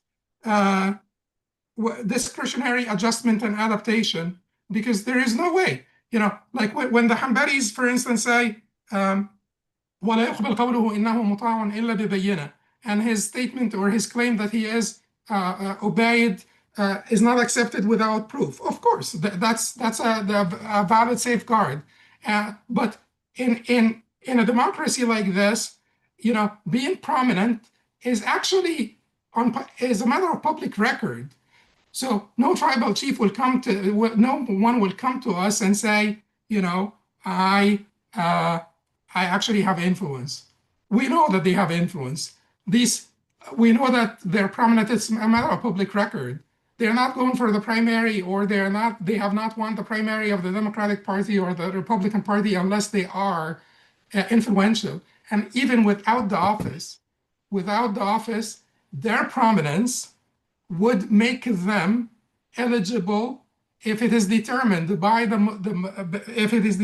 those who have that sort of authority within the Muslim community, that these will be of benefit for us.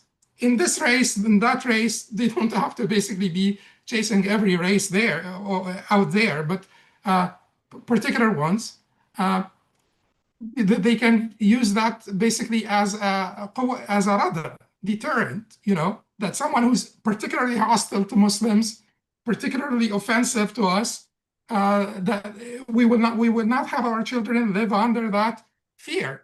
And we will not basically allow someone who is completely for genocide to feel that he's invincible. Look, we will try. We will, mobilize all of our resources to bring you down. So it is completely. The Manat is completely there, even though they are not tribal chiefs and they are political candidates that may or may not win. They already have influence, and if they win, they will have more influence. And it is not even, and this will sound a little bit too, pragmatic and too utilitarian, but, call me whatever you want. It is not unheard of, and it's not unprecedented for different actors to be supporting different candidates as a part of a broader strategy. that's not completely unheard of. Sheikh Hamza? Let me just see if I'm muted or not here. No, you're good. Okay. Then You're good. not Okay. muted, Sheikh. Mashallah. Yeah. So again, with regards to the transmission of the Maliki school, you know, again, I just don't, I think we can debate the language back and forth, but when you look at the books of fatwa, me nor any of the people that I asked about it, whether the mashayikh that we learned from or the students that we sit with, agreed with that interpretation. It is what it is. I guess we just have to agree to disagree, and I'm okay with that. But moving on, I think, mashallah, we're getting kind of closer to some useful and fruitful discussion with regards to methodology. That you said with regards to the Hanbali qawl, about which I don't have any authority to speak about. I'm going to just try to quote sources without even getting any sort of interpretive license.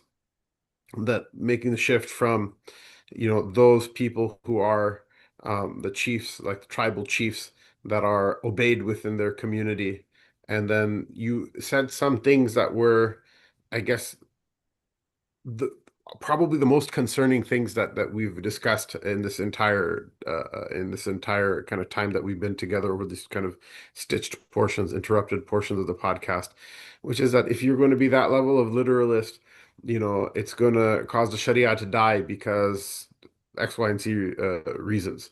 And I see that as a lot of hyperbole. I see that as not really being the case. It's kind of usuli methodology in which you have people who are trained in one of the four schools or in multiple of the four schools, as was not common, but did happen like during the Mamluk period in Egypt and in some instances in the Ottoman state. You had people that were trained in these systems, and they actually stuck to them, and they held each other accountable to them, and they ran like kind of transnational, multi-confessional, multilinguistic world empires. And so I mean, I think that's a bit of a stretch. If you want to say, okay, look, this is where we started with giving to tribal chiefs in order for them to, in order to get, in order to avoid some sort of harm. And even in some of the Hanbali responsa that I read, it mentions that they have to be the chiefs. They can't be like lower level people, even if those people you fear that, by giving, or that by giving them money, you'll stop them from doing something harmful to the Muslim. Like, there's one thing is that the chief is at the top, that the entire qawm is going to follow them. And then there's like a person who is going to like go and fight against Muslims or cause like bloodshed or whatever. That the lower rank people are not given. So we want to expand this to include just like a lot more people. Um, I'm glad that you not only mentioned here, but also in the fatwa, there is acknowledgement that there is an expansion of that scope of who it is that we're giving to. And all I'm saying is that, look, if it's just a matter of saying, okay, the Sharia has a type of rigidity that needs to adjust, otherwise it's going to die, and the kind of standard um, by which you're going to give it the flexibility that will kind of save it from being so rigid that it's going to die, is the um, garnering of benefit and the warding off of harm. And that includes like the basic, like ta'abbudi, like ibadat, ritual observances of Islam. Because again, like we said in the beginning, the problem is there. We all acknowledge it collectively. There's no one of us that doesn't acknowledge it. And there's all these assumptions somehow or another that like, if only we could get the zakat money, that we would be able to fix this problem. And that assumption is built on all these other assumptions that everyone is paying their zakat, that the rich people who actually have enough money to make a difference in these things are paying their zakat, and that somehow, anyway, putting all of those assumptions aside, the usuli issue of okay, like, we just expand the scope of it to deal with the problem. Like, I want you to explain to me, like, the masjid has, people the age of like 43, 44 praying in chairs because they're so like deathly out of shape, you know. So like, why not just say that like it's not amal kathir to pray your salat on a treadmill? Because the benefit is you're going to save life, you're going to preserve life, which is definitely from the maqasid of Sharia, and you know, and like it's statistically verifiable. It's not an anecdotal or you know, issue or a matter of just, you know, someone's political opinion or whatever, that like obesity and diabetes are not only like, you know, completely like, you know, widespread amongst Americans in general, but they're like the rates are even higher amongst Muslims in America, and some Muslim countries are kind of the sadly the ones that fall victim to them at the highest rates in the entire world, you know. And that like if you know, you give their scope for it, like in the Maliki school, you know, as long as somebody who's like a person outside looking at you can tell that this person is in salat, even if they're doing something that amal kathir is not, you know, considered to be, and that's your Maliki school, Hamza and Dr. Shadee, that it's, you know, that there's some scope for seeing kind of a like an opening, a madkhal, that we can say, okay, yeah, that's already an opinion of the mashayikh, and then we're just widening it a little bit. And you know, imagine between 17 rak'ahs, if each rak'ah takes a minute, that's like 20 minutes of cardio that people who otherwise are going to be sitting, you know, the whole day are not going to be getting. And I'm pretty sure if we did studies, that it will lower people's fasted blood sugar. It will lower their cholesterol. It will, you know, lower their visceral fat. All these other things, but that's not how these things work, is it? I just don't see how I just don't see how this is like a tenable line of reasoning. And it's cool that we all feel bad for Muslims who are suffering in America and outside of America, and have concern for, you know, us not like being enslaved under the yoke of oppression, which is a completely frightening thing. It's like the first thing I worry about when I go, you know, wake up in the morning, and it's the last thing that I worry about when I'm like torturing myself trying to fall asleep. But this methodologically is not the solution. I don't even think that practically it's a solution, but methodologically it opens a door to, if we're being consistent about it, it opens a door to all sorts of other kind of things that I think are a much more clear and present and tangible threat to the longevity of the sacred law than, you know, taking the method of ittiba and just kind of doing things exactly how they were done, in matters that are you know, that are settled by precedent. One of my friends, I'm gonna admit to this, okay? I have my chat window open. I'm admitting to this just so you know, so you know, it's not, but we're not picking on you. We're just trying to on anybody. We're just trying to, you know, and I'm not trying to win a debate. Lord knows I'm not trying to win a debate. But the victory is for Allah and His Rasul sallallahu alaihi wasallam, and hopefully we all get better at this. But someone, you know, sent me a snippet from Qadi ibn Abdul Barr in his Tamheed, which is different than the Kafi, which is the summarization of previous opinions. It's, as you know better than me, the kind of the Musnad compilation of the Muwatta with fiqh and hadith commentary. That Qadi ibn Abdul Barr said, فَقَدْ وَجَبَتْ عَلَيْهِ صَدَقَتُهَا وَذَلِكَ رُبْعُ عُشْرِهَا خَمْسَةُ دَرَاهِمَ لِلْمَسَاكِينِ وَالْفُقَرَاءِ ومن ذكر في آية الصدقات إلا المؤلفة إلا المؤلفة قلوبهم فإن الله أغنى الإسلام وأهله اليوم عن يتألف عليه. And so again, why am I reading this? Is because he's saying, look, the mu'allafatu qulubuhum, which we all agree. I mean, it includes non-Muslims. There's some discussion, okay, there's some disagreement, I should say, between you and me as to whether or not the Malikis say that is purely for gaining benefit for the Muslims, or getting rid of harm, or if it's for those benefits that are garnered through softening the person's heart to Islam. The point is what? Is that his tasawwur, practically speaking, his conception, practically speaking, of what that was, it didn't even exist in where he was. He was the Qadi of Lisbon. Obviously the Muslims in Spain had political problems, and those were already ensuing, from that time. They were already very embattled, And so if he himself is not seeing that, your interpretation of his words, and likewise the words, likewise there are similar quotes from Qadi Abdul Wahab and from other people who you quoted, that if they themselves didn't, that despite acknowledging that it could be non-Muslims, despite acknowledging that it could be the non-Muslims from whom harm is feared and whose benefit is to be desired, but they still didn't see that as practically being relevant in their time. I feel like it means that we're reaching for some type of result without actually trusting the process, and not trusting the process is going to be really harmful, and it's not just going to end at what our definition of fi sabilillahi wa mu'allafatu qulubuhum is when it comes to zakat. So we're discussing now the politician who's going for power, going for a position of power in order to have influence. Can he be likened to the chief who is obeyed? That's the main point here. Dr. Hatem, would you like to expand on that? So, yeah, alhamdulillah. So many things that Shaykh Hamza said, and certainly, like, please excuse me because, if I look like too again,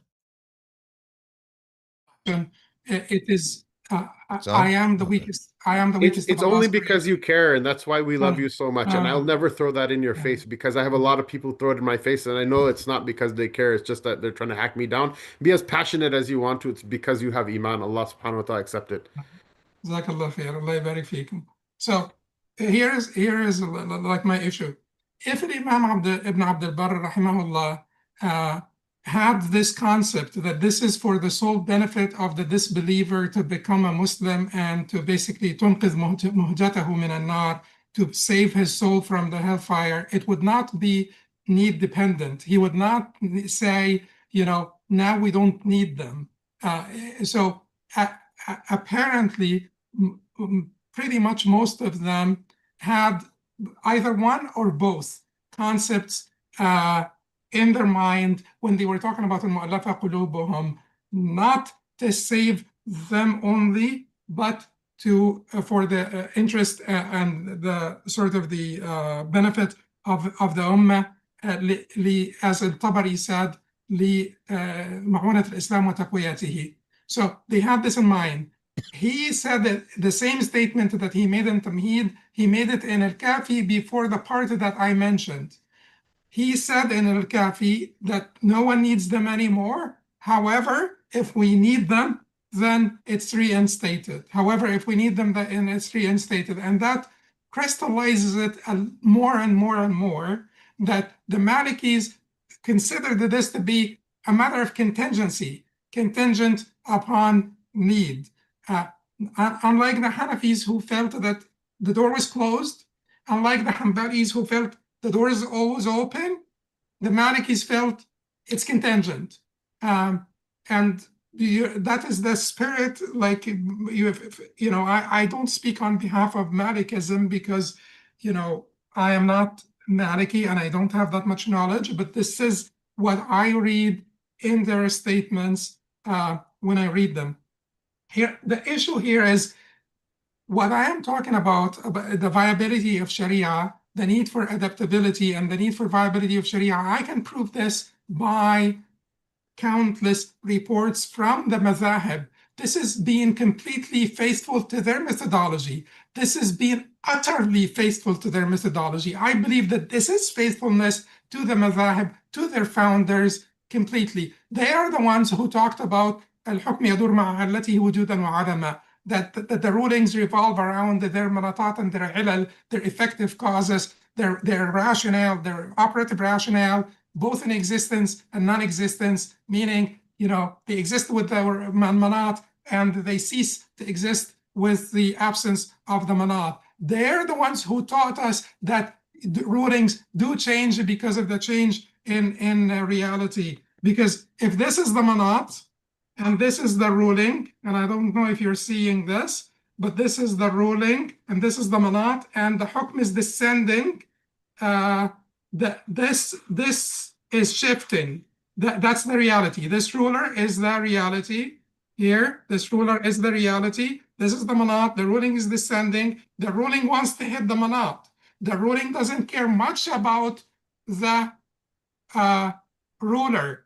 The ruler can shift here and there. Let's take an example. The Hanbali scholars say that the Prophet ﷺ made the livestock owners liable for the livestock during the night and the crop owners liable for taking care of the crops during the day. The Hanbali said that is because of what? Liability is attached to being a livestock owner to night or day? No, liability is attached to negligence. And during the time of the Prophet ﷺ, the livestock owners were responsible for keeping their animals at night in their headquarters, and the crop owners were tending their farms during the day. The Hanbali said if that arrangement switches, then the liability will switch with the switching of the arrangement. That is basically because the manat here is what matters, and the reality shifts, and we want to hit the manat. The manat of liability is negligence or transgression, not night or day, not livestock or crops. The Hanafi scholars, rahimahumullah, when they said, so when they initially said that you can't take compensation for teaching the Quran, what is happening? The manat of this hukm, this is now a different type of this is far'a mutaraddid bayna aslayn. This is basically a subsidiary ruling that oscillates or wavers between two manatat or two principles. When they first prevented people from taking compensation, it was to prevent commodification of the Quran. It was basically to honor the Quran and prevent commodification of the Quran. And now, after they were not getting their salaries from Beit al-Mal or assistance from Beit al-Mal, they allowed it. So this was an agreement within the madhab that turned on its head. They agreed afterwards that it changes. Why is this? Because of this. Because these are, if you look at these, these are basically, here you have, this was the manat that they, were basically addressing first. This is the more important manat, that the Quran, no commodification of the Quran, that it stays as a qurba, and to be for the sake of Allah subhanahu wa ta'ala. At the time, this was not much of a concern. This was not much of a concern. The preservation of the Quran itself. Preservation of Quranic instruction itself was not at stake because there were many teachers. But then when these Beit al-Mal started to not pay them, they said, well, that's not going to be like this anymore. Here, it changes. The bigger manat here will be what? Will be preservation of Quranic instruction. We will allow them to take compensation. The same applied to the unity of Muslims within the same city. One Jum'ah only in one city, one Jum'ah. Unity of the Muslims is the manat that we were basically concerned about. Then that switches because preservation of life, people are getting stampeded on the bridge. Preservation of life and preservation of the deen, the ability to pray Jum'ah will take precedence if it is not doable to have one Jum'ah in one city. And now we can have two Jum'ahs in the same city. So that is basically when the reality shifts over the manat, or the manatat itself, the reality changes the gravity of the manatat. The reality changes the gravity of the manatat. This is ongoing and dynamic. And unless we are ready to deal with this, people make this a false dichotomy. We're not making the tasarrufat of the people who are vested with much greater authority than us. Umar radiallahu anhu switched the liability in the diyah from the paternal kin to Ahl al-Diwan, the people in the same registry. He stopped the banishment and the hadd of zina. He, very pertinently here, he is the one who stopped Sahm al-Muallafa, very pertinently. because the Manat was not existent. We can talk until tomorrow morning about, Uthman and the stray camels and Ali, Ta'min al-Sunnah, the artisans, making them liable after their hand was a hand of amana. So we're not doing this. People will say that these people think that they're Muslims. We're not doing any of this.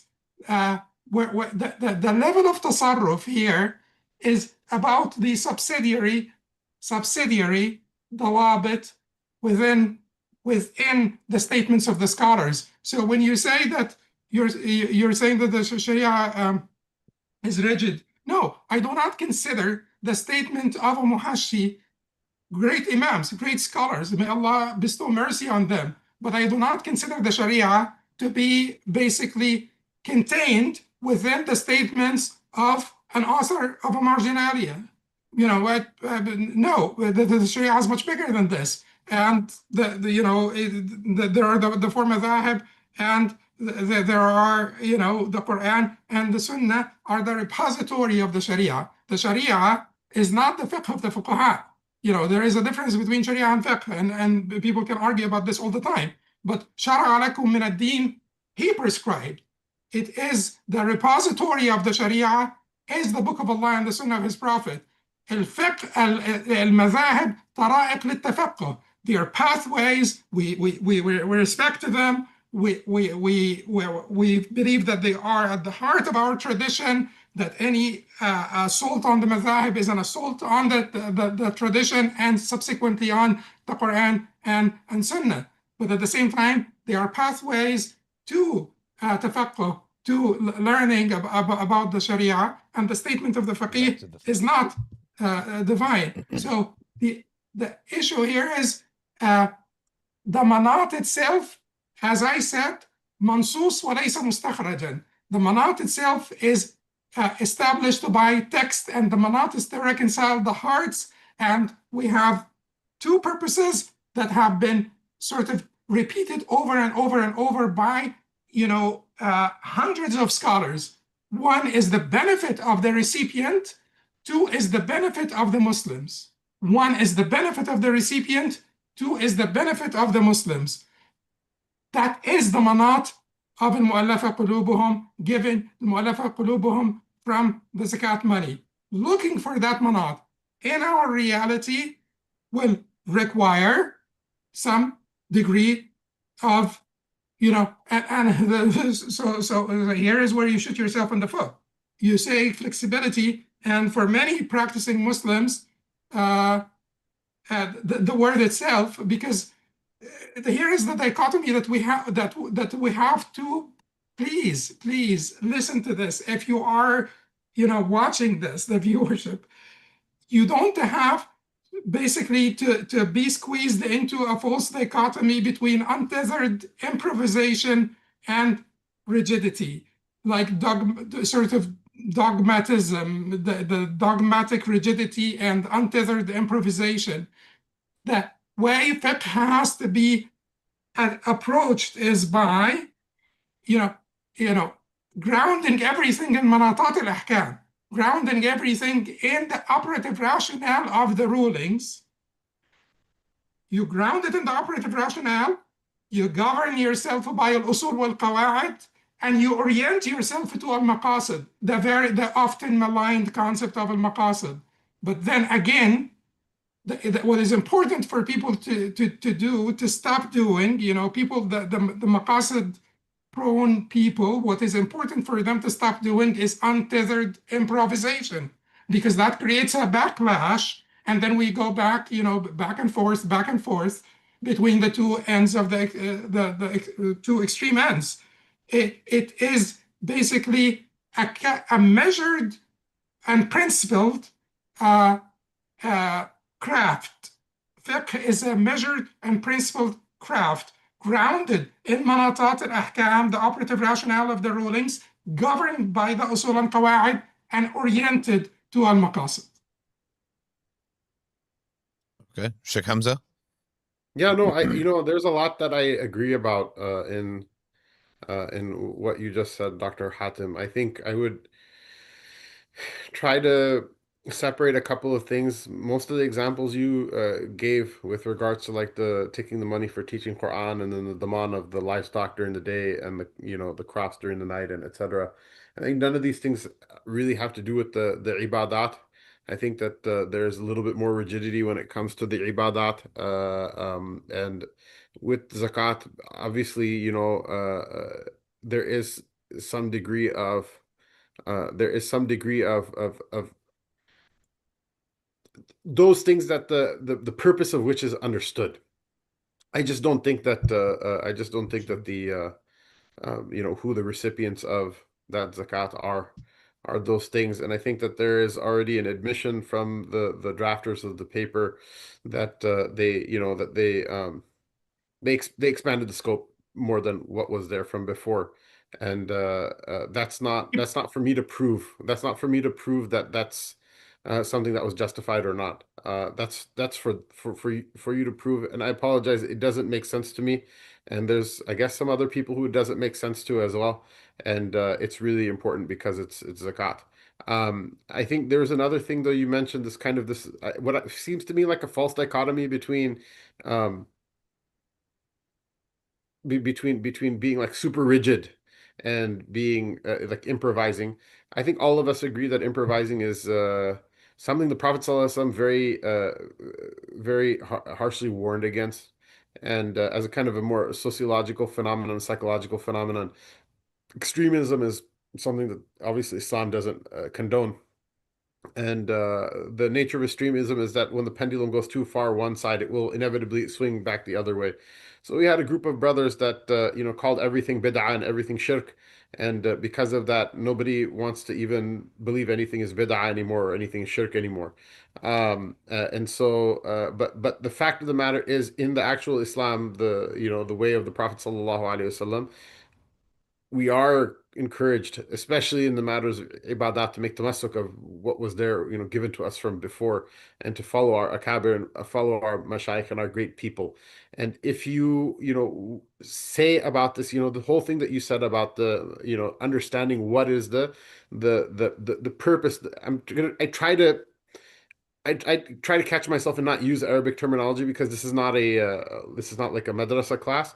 So, what you refer to as the manat, like the illa, like what are the reasons the rulings are the way that they are. And that without understanding them, then obviously we're not going to have fiqh in the sense of deep understanding of the deen. I completely 100% agree with that. And I say that all of the discourse, even of maqasid, as warped as it has become in our time, it originates not only from the mashayikh of the madhahib, but much of it originates from Shatibi, from a Maliki of great repute and of great status even within the madhab. And but this so we agree that being untethered improvisers is wrong. It's bad. I don't think that I think basically you're zindiq at the point if you believe that you're kind of able to just kind of every group of people say this is what this means to me. What I take a bit of disagreement with, or actually vigorous disagreement with, is the unqualified idea that somehow or another being rigid is a bad thing. Rigidity is a good thing in your usul, in your methodology. It's like, does 2 plus 2 always have to equal 4 with you people? Like, that's not really rigidity. That's just you have a methodology, you stick with it. The reason we have different madhahib is because there are some methodological differences that are within the realm of those things that are not just like completely like clear as day to people and not agreed upon between people. And you yourself mentioned that, okay, we have to understand the manatat and then we have to like deal with them with usul and qawaid. And the thing that confuses me and that frustrates me in this entire discussion, basically from the beginning of it until now, and what may continue to frustrate us both with one another when talking, is that what are those usul and what are those dawabit? The madahib say what they are explicitly. What are the ones that that you're looking through and that you're working through? Because just the idea that you're going to say like, okay, we're going to, because you said this thing about like, oh, all the marginalia, we can't, base everything so rigidly on what, the authors of these kind of Hawashi said, these kind of marginal commentaries, legal commentaries, what they said. But to quote if we can't base our fiqh on what they said, then to quote them and to pick through them as some sort of methodologies makes it even kind of more perplexing. What is the methodology that you use from the beginning to the end, self-contained, that will get you to this point? Or are you using one of those four? If so, which one of them are you using? It will help us to, come to some sort of conclusion much quicker. And if you don't come to the same conclusion, because this is hardly a new issue. The Muslims have been under threat, under siege. They survived the Mongols. They survived the Reconquista. Actually, many of them didn't. Many entire nations of the world. Ukraine at some point was mostly Muslims, completely by genocide purged and killed. Spain completely genocided. Philippines, the northern 2/3 of it completely killed by genocide. So they didn't always survive. But Muslims, the idea that they went through the Mongol invasions and the Crusaders and the Reconquista and this and that, communism in China, all these things, they went through all of these things. And we still, we still somehow or another, are sitting in Chicago and Jersey. And now this thing becomes an issue. You have to admit, people are going to be given pause in saying that, is this really, like you're expanding the scope over here? Is this really some sort of principled thing that we're seeing that the people from before didn't see when it comes to who it is that we consider eligible for receiving zakat or not? And I guess that's, that's what my takeaway from this part of the discussion is. Okay, so we've been discussing the qiyas for a while. Now let's go into the conditions. The fatwa states that this zakah should not be given to the individual. Of course, nobody gives money to the politician directly anymore, but you give to a pack. But this, it says that you should give to an institution, that institution should be judging in the place of wali al-amr if the said politician fits the bill to be Muallafa Qulubuhum. And this institution should be audited. So now we bring up the question of the fact that institution has yet to come into existence. It does not yet exist. It could be put together tomorrow. But could you talk to us about this condition and the fact that people should know that while you stand with this fatwa, it's not operable this year. There is no such institution this year. And we would have to wait until that institution exists, announces itself, files itself as a 501c4, and then can begin taking zakah. But let's talk about that condition and practical operability. Yeah, so just to quickly answer Shaykh Hamza so that Sure he thing. doesn't, get frustrated and to know my usul. My usul are Hanbali usul. This is not, and everything I'm saying here, and this expansion, to divulge a secret, I am the one who asked basically for this acknowledgement. It's not like I taught them anything they did not know, but the original authors of the fatwa, but I am the one who asked for like an acknowledgement that some of the dawabit, the dawabit, not the manatat.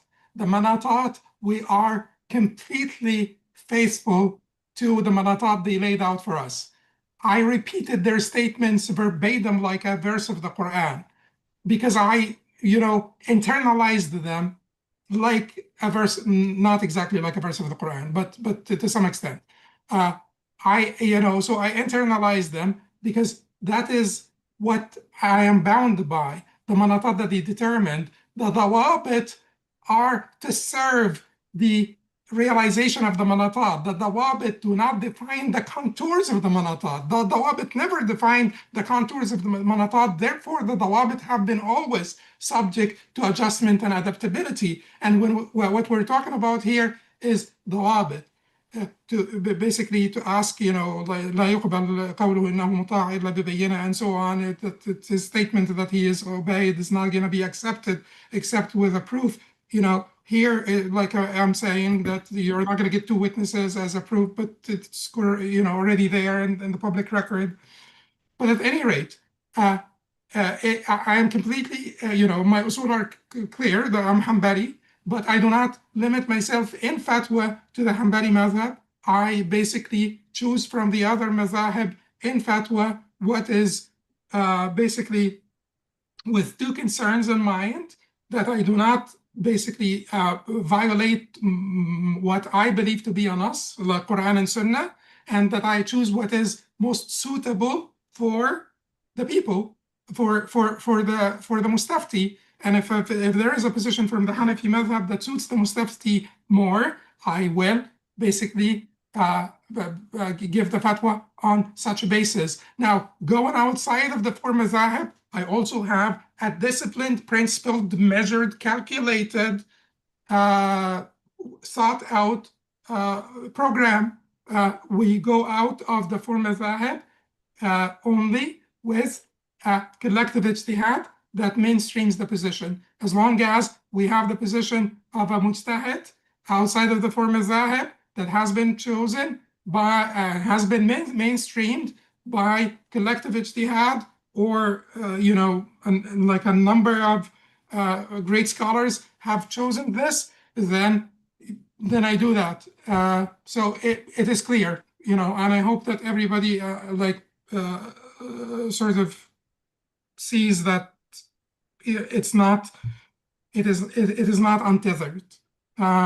But anyway, if someone still feels that this is untethered, then we disagree, like on methodology, I guess.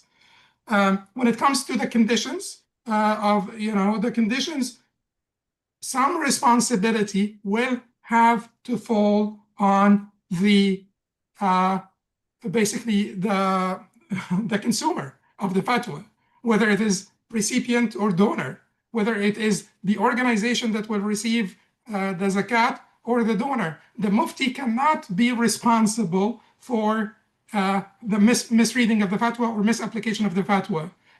Otherwise no one have ever dared to give fatwa, because every fatwa is subject to misinterpretation, misreading, misapplication. The Quran has been misinterpreted over and over again. So there is no speech that can be immune to misinterpretation. Those who want to misinterpret whatever any speech, they will be able to, and they will be able to defend their misinterpretation. People defended their misinterpretations of the Quran. There was always disagreement over the interpretation of the word of God, let alone the word of a mufti.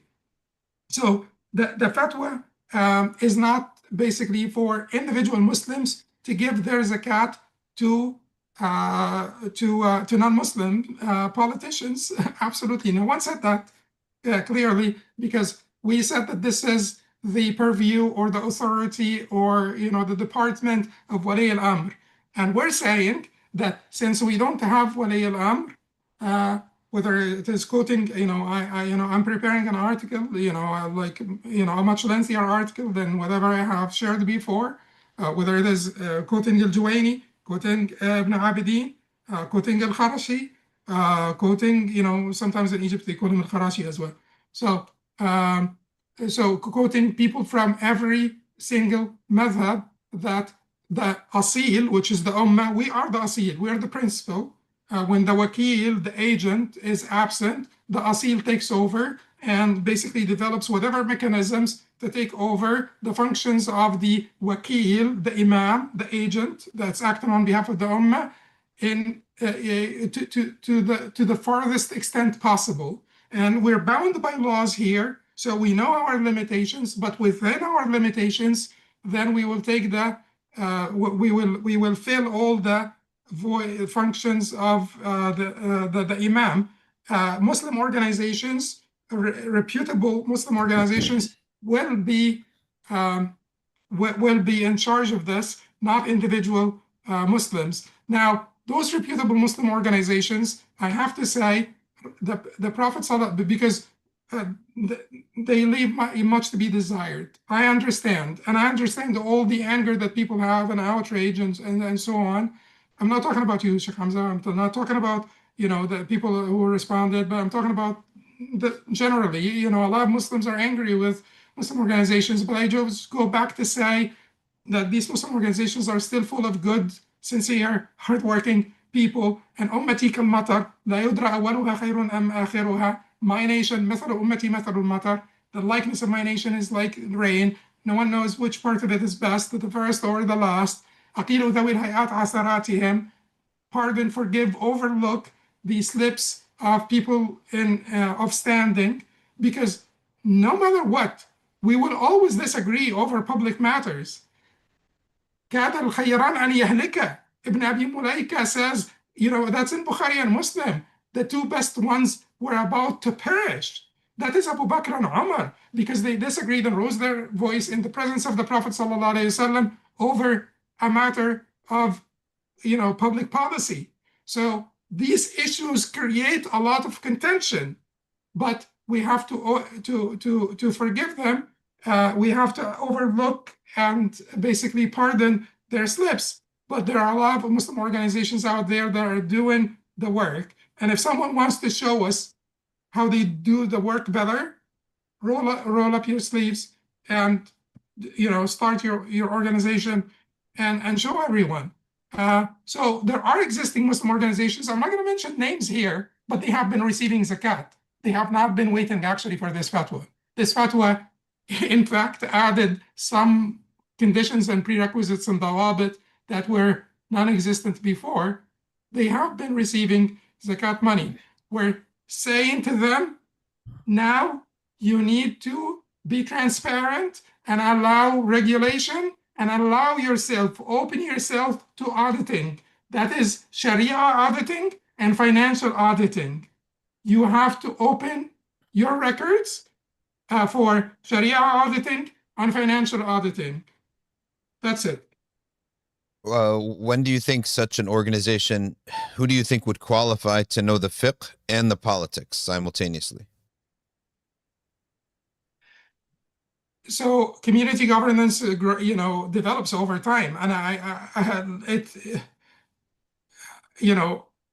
I know that well, if I mention any name now, that it will be basically considered partisan propaganda, whatever it is. But if you excuse me, allow me to just talk about criteria and qualities.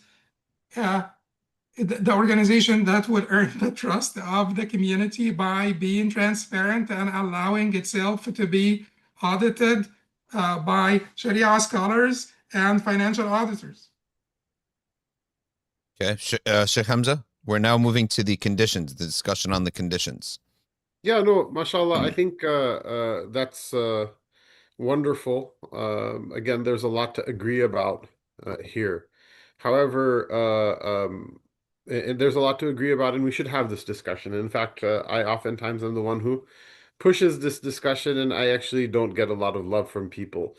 So, inshallah, when it comes You to get a lot of love from me. I love you, Sheikh Hamza. what, but I love you and respect you. In the heart, love, yes. But Yeah. the specific thing I was going to mention, in the sense that in this context, what I meant by love is like ta'awun.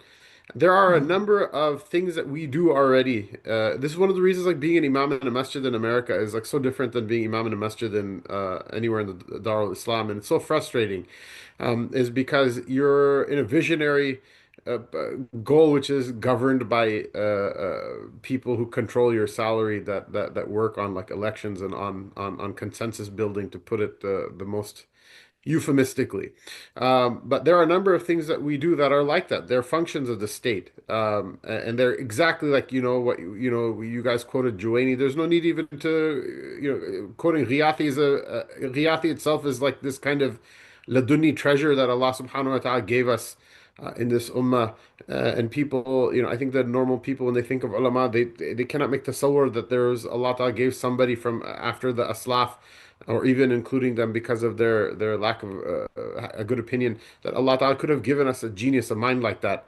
I'm 100% I think that's wonderful that when the government is not there, every group of Muslims has to, has a communal obligation to get together and discharge whatever functions of government that they can, even in the absence of sovereignty. I'm 100% in favor of that. This is why, for example, we, myself and Mufti Abdullah Nana from the Bay Area and a number of other scholars got together and made, halal certification work. And, people say, well, there are other people who are doing that. But, one thing that we're proud of is that we were the first ones to publicly publish what our standards were, whereas everybody else, it was just a stamp, and what is halal is what they say is halal. There's no kind of public like standard of like publicly published standard that they even claim to adhere to, much less that anyone else can audit.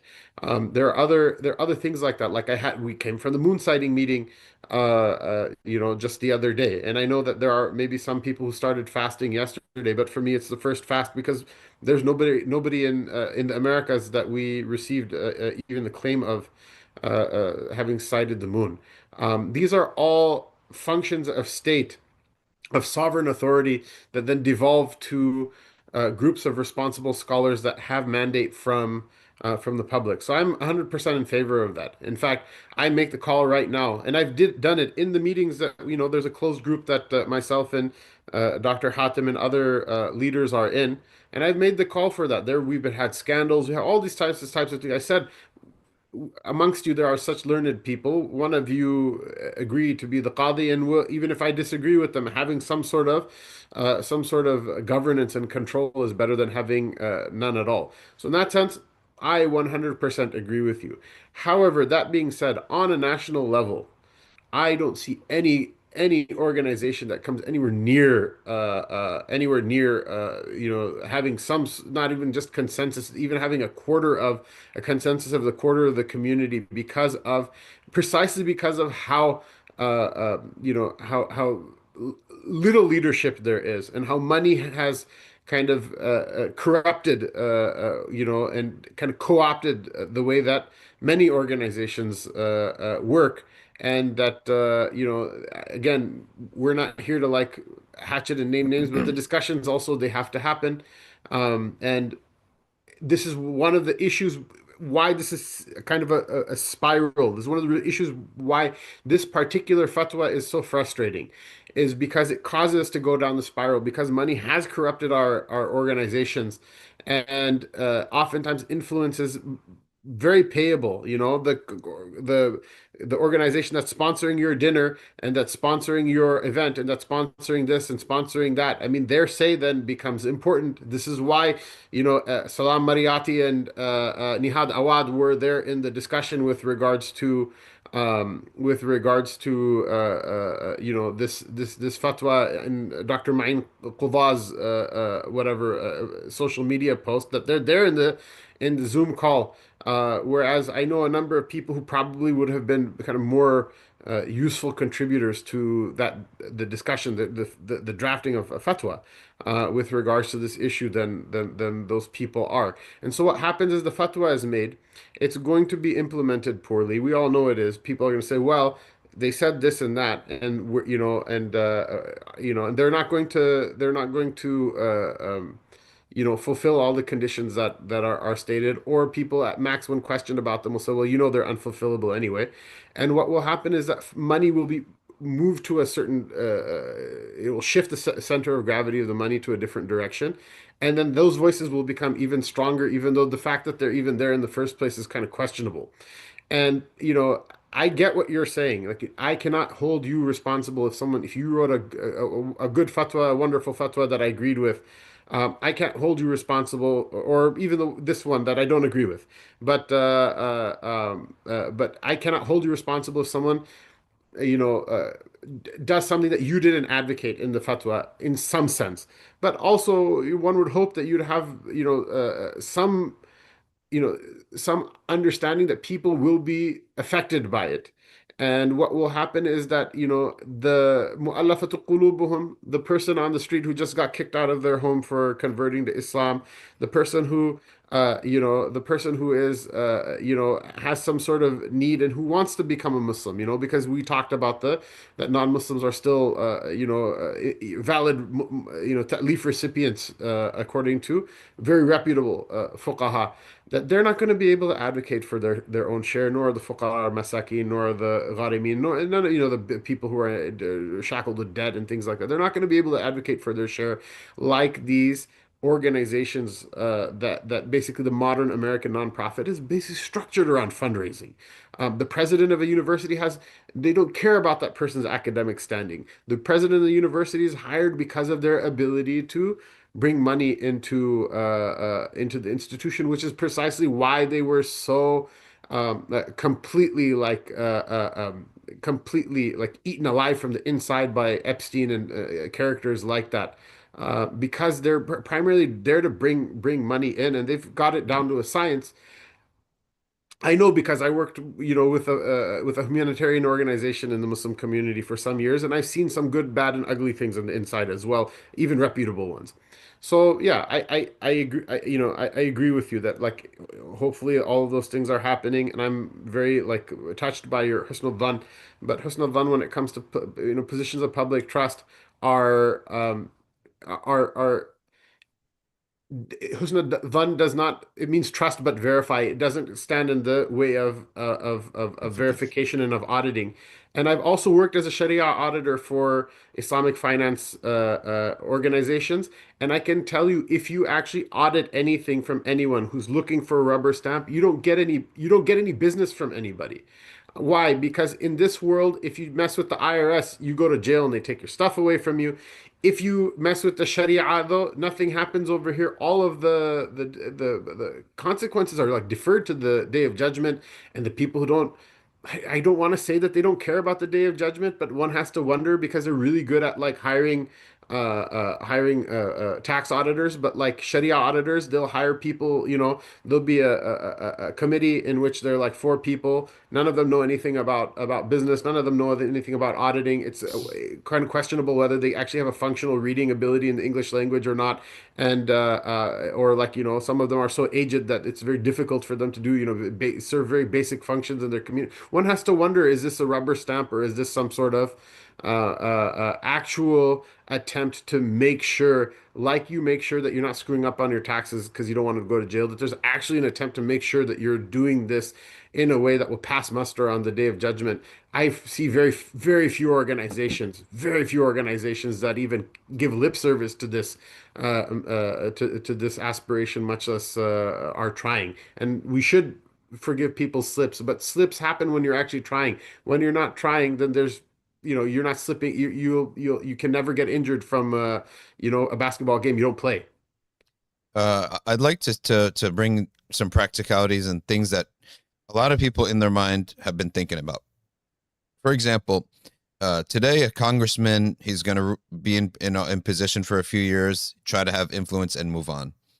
But that congressman is inspired by other individuals in the more influencing sphere of things, the digital creators, digital content creators. They're the ones who actually influence people to run for office. So if we're going to consider influence, Dr. Hatem, this is a question for you. Do you foresee this fatwa continuing the analogy to highly influential content creators and people who inspire people to run for Congress, such as a person like Tucker Carlson on the right, or maybe on the left? I don't know who we can think of. Dr. Shadee, he gave you a shout out. Now you're his guy, huh? So now, I think to have someone like that who supports you, not or someone of that caliber, I mean, reaching hundreds of millions of people a day to support them. Do you foresee possibly them to soften their language towards Islam to be also an extension to this? Because logically speaking, a guy like Mamdani comes and goes, a congressman comes and goes, but these guys, they work for 40, 50 years, influencing hundreds of millions of people a week. So if we're now in a democracy, influence is different. There is no one ruler who makes the rules. And the congressmen in the middle, they're just like middlemans. The actual influence is from the people. So whoever taps the hearts of the people is far more important than a congressman. That exactly, Dr. Shadee, that exactly crystallizes my point about being completely faithful to my madhab, even though the letter of Muhashi or a Sharih, I may, and to divulge a secret, I am the one who asked for this sort of acknowledgement, or maybe I did already say that, acknowledgement of basically the fact that there was some tasarruf when it comes to ad-dawabit, because different circumstances, you realize the same manatat in different forms in different circumstances. So Imam al-Qudama, being who he is in the Hanbali madhab, said رؤساء العشائر المطاعون, so the tribal leaders. But I believe, and this is not, keep in mind that contemporary Hanbalis, whether I agree with them ideologically or not, but people like Sheikh ibn Mani, people like Sheikh Saad al-Khazlan, who's a professor of Sharia and teaches at al-Haramain, they believe that within the Hanbali framing, you could give to people of influence, even if they are not رؤساء العشائر المطاعين. And it is still faithful to the Hanbali framing, because within the Hanbali framing, the contours of this Manat have been very, very sort of accommodating of such tasarruf or discretionary adjustment. And if we go to the rest of the madhahib in their discussion of the manatat, I believe that words like yurja naf'u, yukhsha sharru, which are all probabilistic in all honesty, no guaranteed outcomes, they're all probabilistic. Yurja naf'u and yukhsha sharru, raja'a islami, everything is probabilistic, hoped for, we seek, we fear, etc. So I believe that it would be. Having said that, the issue here is it is not for individual Muslims to decide, and it is for the organizations. For the Muslim donors, we're saying to them, or the fatwa said to them, prioritize the poor and the needy. They come first.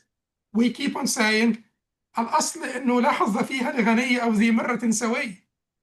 We say that this is an asl, and we continue to say al-asl, the default is that there is no portion in this zakat for a wealthy person or an able-bodied person. The Prophet ﷺ is the one who said this. So anyone who holds this as al-asl. However, the majority also recognized, aside from the Hanafis, who only give the collector if he's wealthy, but the 7 other categories only if there is a need. But the majority recognized that this is not in all categories. That the 7th category, that doesn't apply to the 7th category, and it doesn't apply to the 4th category, Muallafa wa fi sabilillah. They could be given even if they are wealthy. So we're saying to the donors, prioritize those that Allah and His Messenger prioritized. Allah put the fuqara and masakin first in the Quran. The Prophet ﷺ said, فَعَلِمْهُمْ أَنَّ اللَّهَ قَدْ افترض عَلَيْهِمْ صَدَقَةً تُؤْخَذُ مِنْ أَغْنِيَائِهِمْ فَتُرَدُّ فِي فُقَرَائِهِمْ. When he sent Mu'adh to Al-Yaman, he told them, Allah had made obligatory on them a zakah, a sadaqah, charity that would be taken from the rich, given to the poor. And this is an asl. Keep it al-asl. Then if you have a portion, if you're wealthy and you have a portion to give, make sure you're not giving it, you're giving it to credible organizations that earn the trust of the community. And those organizations, those institutions can then determine how to allocate, they should have the experience, they should have, I will be the last person to speak about these issues. I don't know, but I hope that somebody out there knows. But to see who would basically our best return on investment, our best ROI, what would be the best ROI? And then yes. Another very relevant question is what happens if there's someone yurja naf'u, but also he has other views. Let's take as an example Mamdani.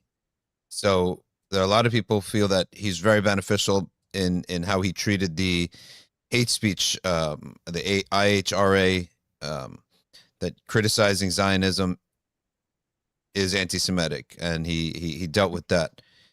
Yet a week later, he's defending, gay pride and things like that. So what happens when someone is a mix? Yurja, yes, he can be very beneficial to us, but he would also gas up and promote up things that are very harmful to us at the same time. How do we deal with something like that? Well, had you mentioned anybody else, like had you mentioned a non-Muslim, it would have been an easier question. He's, Uh, I think he is, I don't know what his, he's a 12er. He prays Jumu'ah with the Muslims. I Yeah, think he prays Jumu'ah with. he identifies as Ithna Ashari, but he no, every single yeah, time I see him. I'm not saying Sorry, he's not a Muslim, but I was trying to think of someone who was very similar to him. Ah, Yeah. No, but what I'm trying to say, Sheikh Shadee, the very fact that يخشى شره, they were talking about evil people, you know. So the scholars are talking about giving to evil people to avert their evil. So it is not limited to good people to earn their like good favors. No, it is also extended to evil people to avert their evil.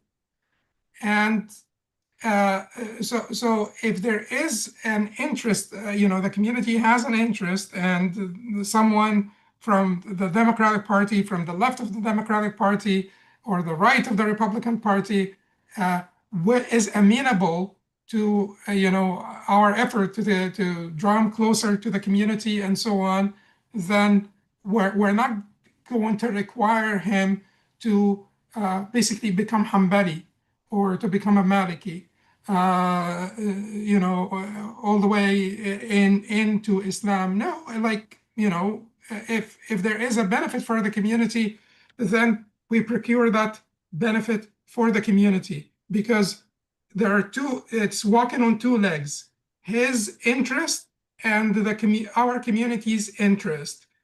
Each one of them is a valid manat in my belief. Each one of them is a valid manat. So the person I was thinking of was AOC as an example from the left.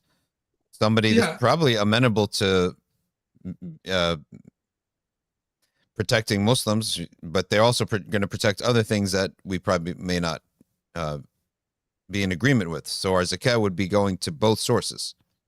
Yeah, and the reason why I said I think that yes, that is what I mentioned earlier. That part of a broader strategy, you could be actually supporting people on both sides simultaneously as a part of a broader strategy. That is to be determined by the experts out there, not by me, but it is certain, you know, legitimate. And the reason why I said, you know, someone other than Mamdani, because he's Muslim, because the problem with a Muslim doing this is that it becomes attached to Islam.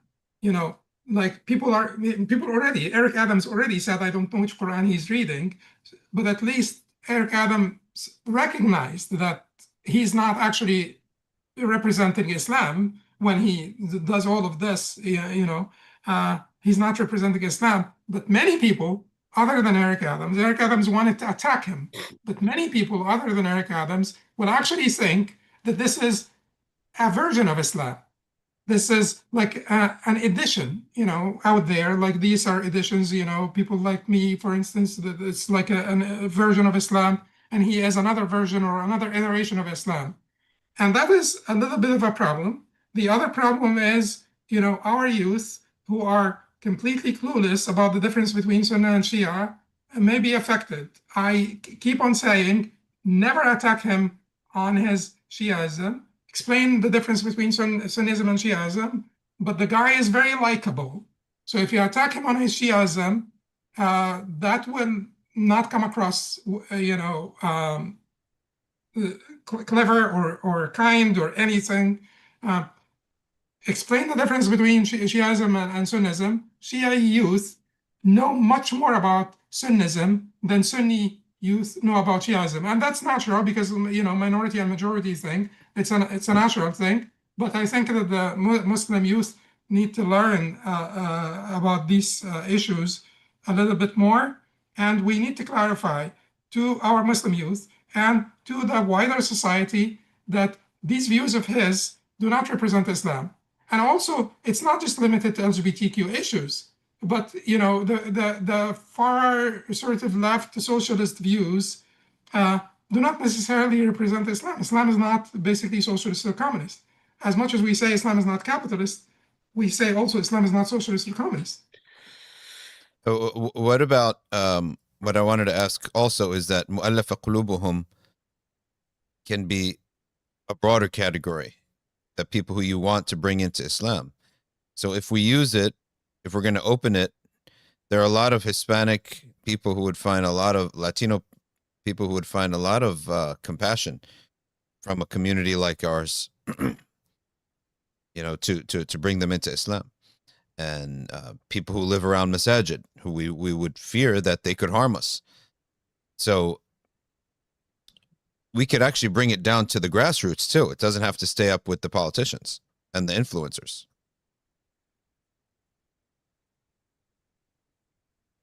If you're talking to me, like, in all honesty, deep in my heart, that's what I believe. But it is it does require, like, it is not as spelled out clearly in the books, but certainly in their statements and in the prophets' actions, which should matter a lot more.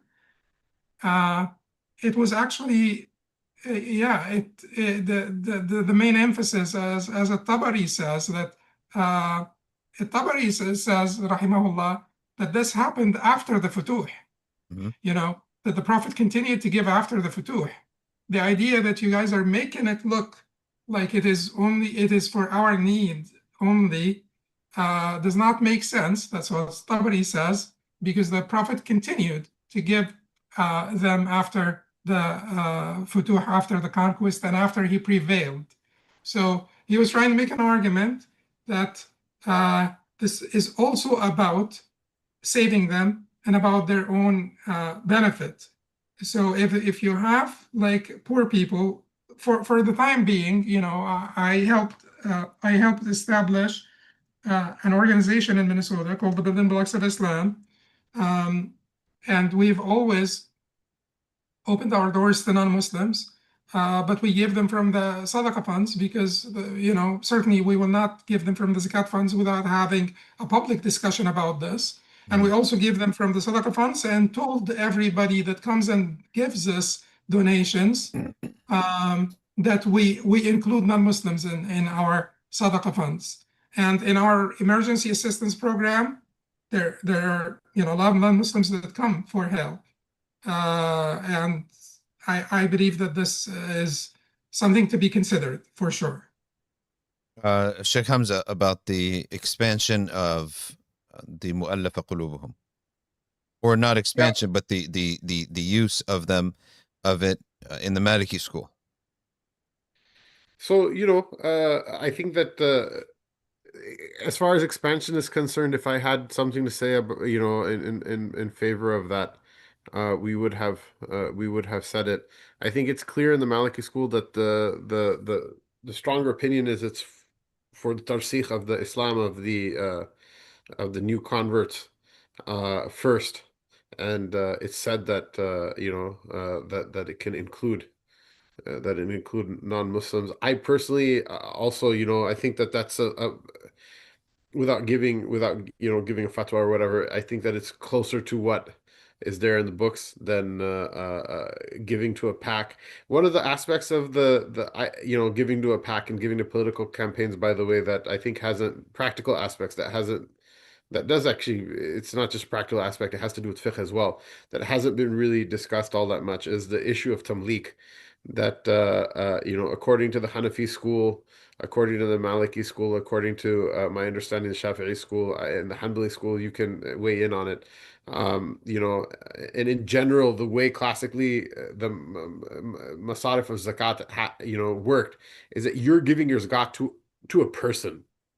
Obviously, the salaries of the of the amilin alayh have to be set by the state, and like the mu'allafat qulubuhum are distributed as a matter of state policy, and without even talking about this idea of making institutions that are recognized, that are like a qaim maqam, a kind of substitute for sovereign governance.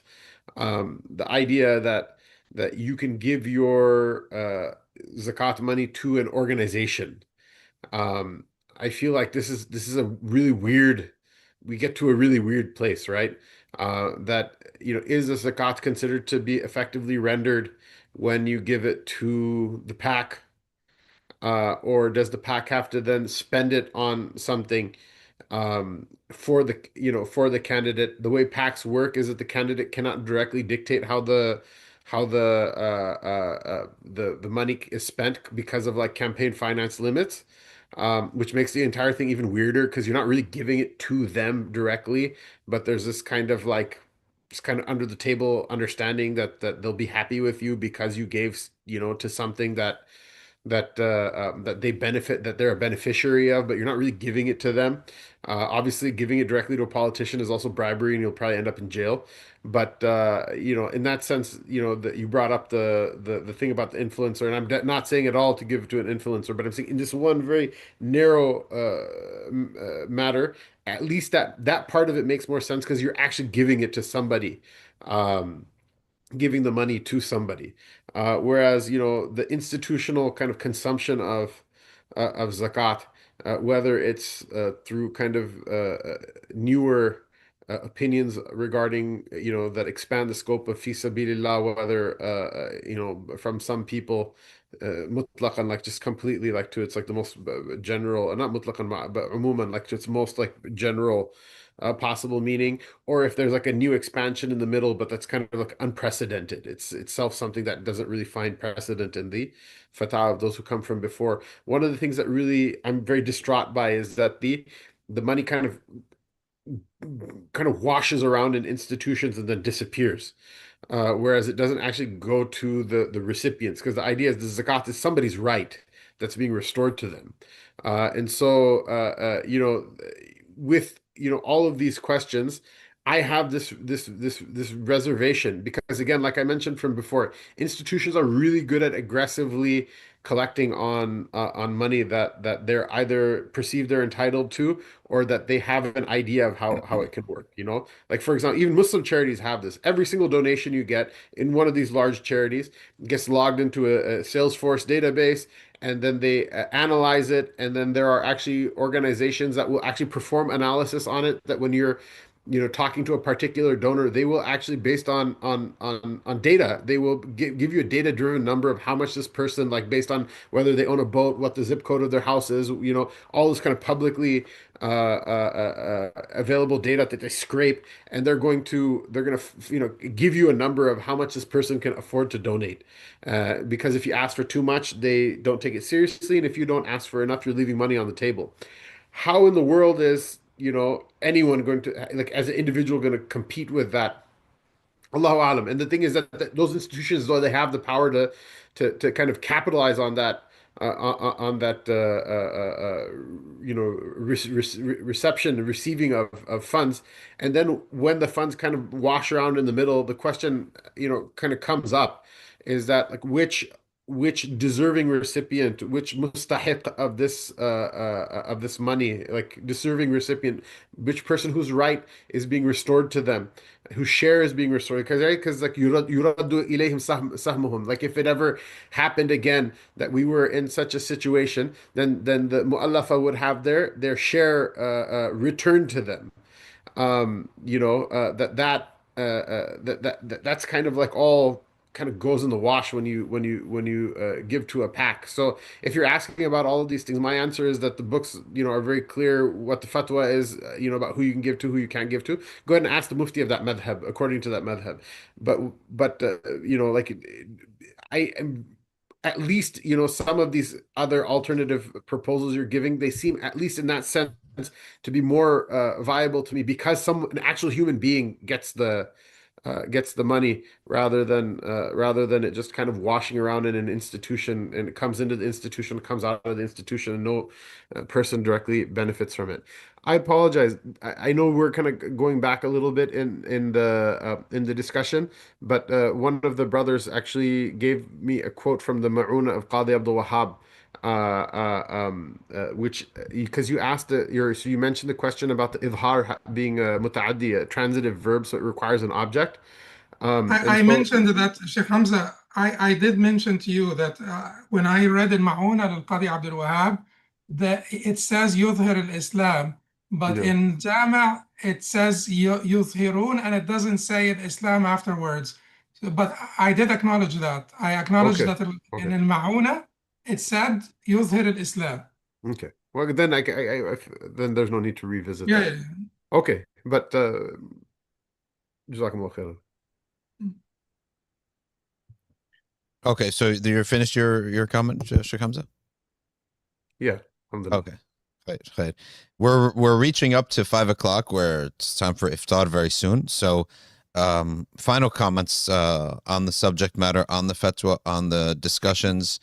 Dr. Hatem, I'll give you the final say, and then Sheikh Hamza, you get the final your final word too.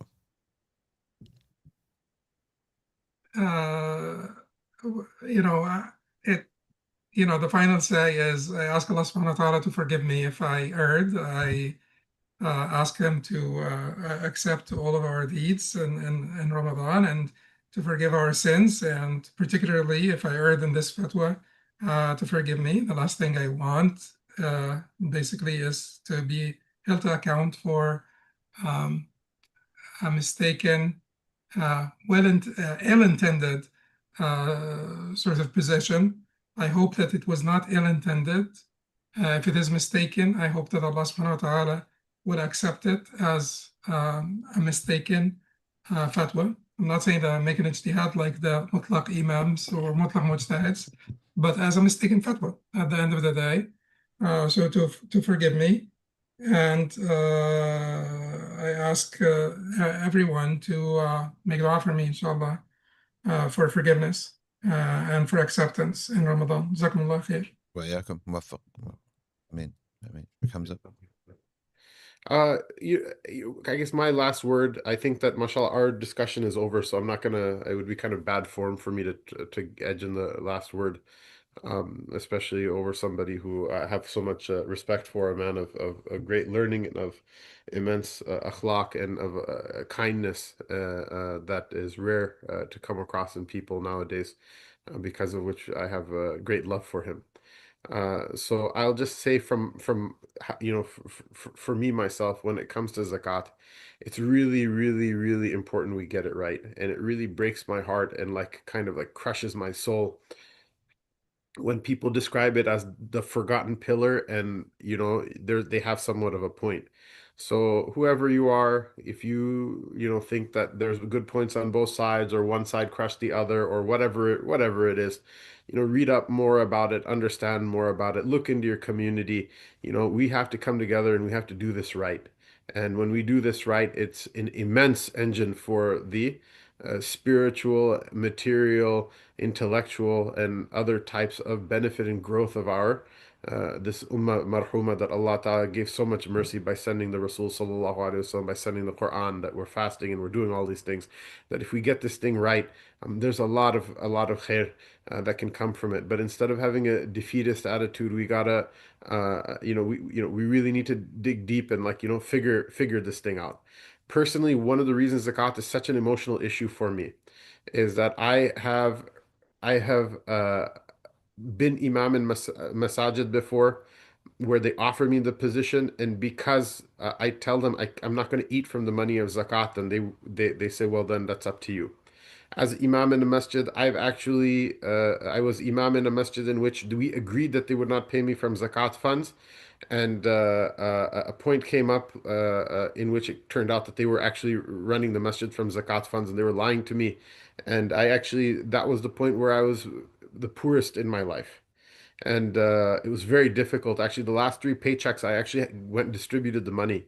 And I received a fatwa from a mufti who asked me, "Are you eligible for receiving?" I said myself, "I'm eligible for receiving zakat, but I never wanted to take the money of zakat and consume it because of my fear of taking somebody else's right from them." And so I've really gone through a lot because of this. And I encourage people to be very careful about how they give their zakat, and that not to be lazy about it. And when I've worked in these relief jobs as well, I mean, some people, it's mind blowing.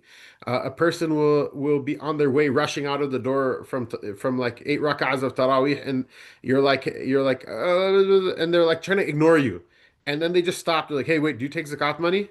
And I'm like, "Yeah, sure." And then they'll turn around and give a check of $50,000. And I'm just doing, the reverse math. What's 40 times 50 grand, And I'm like, mashallah. And this man didn't even ask what I was collecting money from. He didn't, like, we have this kind of weird way of doing things. Part of it has to do with us being so individualistic. We come to America, we don't learn how to speak English properly. We don't learn how to, be good to our neighbor. We don't learn any of these great American values, but this thing we learn very fast, even before the ink on our green cards dry. And for the indigenous brothers, many of them, they didn't land on Plymouth Rock. Plymouth Rock landed on them. But somehow or another, this part of being American, they're 100% musharikin, they're shareholders in it, stakeholders in it, which is being so individualistic. If we can come together and just like know who our neighbors are, know who's in our community, know that there are people you sit next to in Jama'ah that have to choose between food and medicine, even in like suburban neighborhoods, know all of that. Take the time to figure all of that out, and we do this right.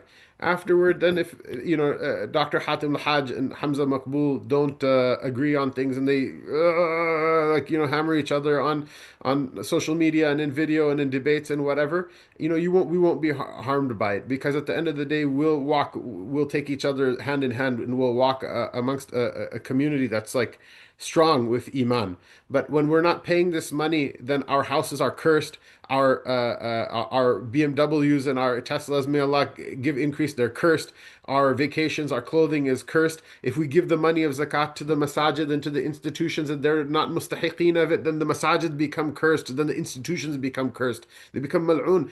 Tukwa bihi jibahum junubuhum. On the day of judgment, people will be branded with the coins that they withheld from the people that they needed to take. That's utterly frightening for me. So, just be cautious in this matter, and let's try to do something better. And I'm more than happy to take hand in hand with anyone, including my honored brother and elder, Dr. Hatem al-Haj, and my honored brother. I don't know, Dr. Shadee, are you older than me or not? No, I think I think I'm younger. I think you're older than me, but you're just like cool. So, and your hair hasn't gone gray yet, because maybe like the ladies in your life don't yell at you like they yell at me.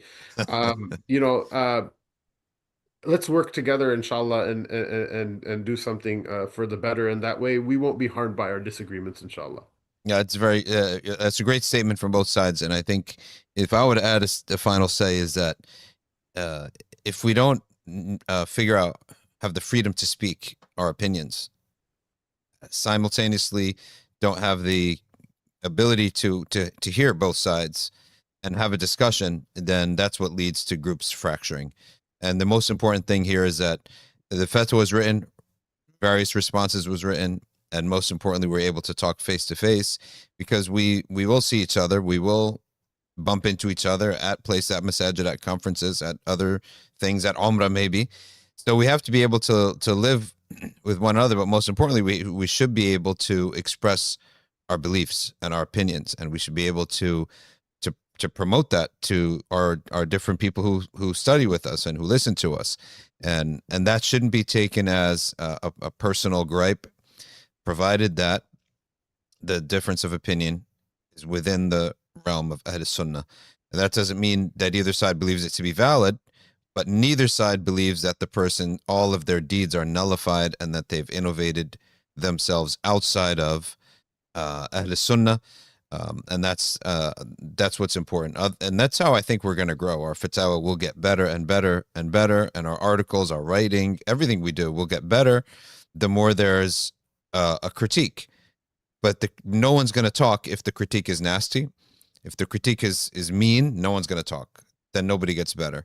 If there's no critique at all, then no one gets better. People will talk, but nobody gets better. So what's the middle ground? There should be ability to peer review and check and critique that is humane in its nature, that doesn't make people afraid to open their mouth, or else they're going to get dunked on and slammed and crushed. And I think that's what we put on display here. So I thank you both for coming to discuss this. Again, for everybody, The fatwa is the Fikna Amja Alif is going to post it in the chat. And the response that Shaykh Hamza Maqbul was part of was purifyzakat.com. And if you kindly put the original fatwa link too, so everyone could read that. And then you can, people could see both sides of it. And hopefully they learned something from this debate and this discussion. Really wasn't even a formalized debate, but it was a debated issue in the format of a discussion. So I thank you all both very much. Jazakumullah khairan. We'll close with that. And lastly, we ask Allah subhanahu wa ta'ala to accept our siyam, to accept our qiyam, to accept our zakah, to accept our seeking of knowledge and seeking the truth, to accept our mutual brotherhood with one another, and to accept all of our efforts in da'wah. And lastly, we also will not forget Ahl Sudan. Allahumma fukka karbahum, farij anhum, wa Ahl Gaza, ونسأل الله أن يدمر أعداءهم وأعداءنا أعداء الله وأعداء الدين واجعل كيدهم في تضليل واجعلهم كعصف مأكول وصلى الله على سيدنا محمد وعلى آله وصحبه وسلم سبحان ربك رب العزة عما يصفون وسلام على المرسلين والحمد لله رب العالمين جزاكم الله خيرا.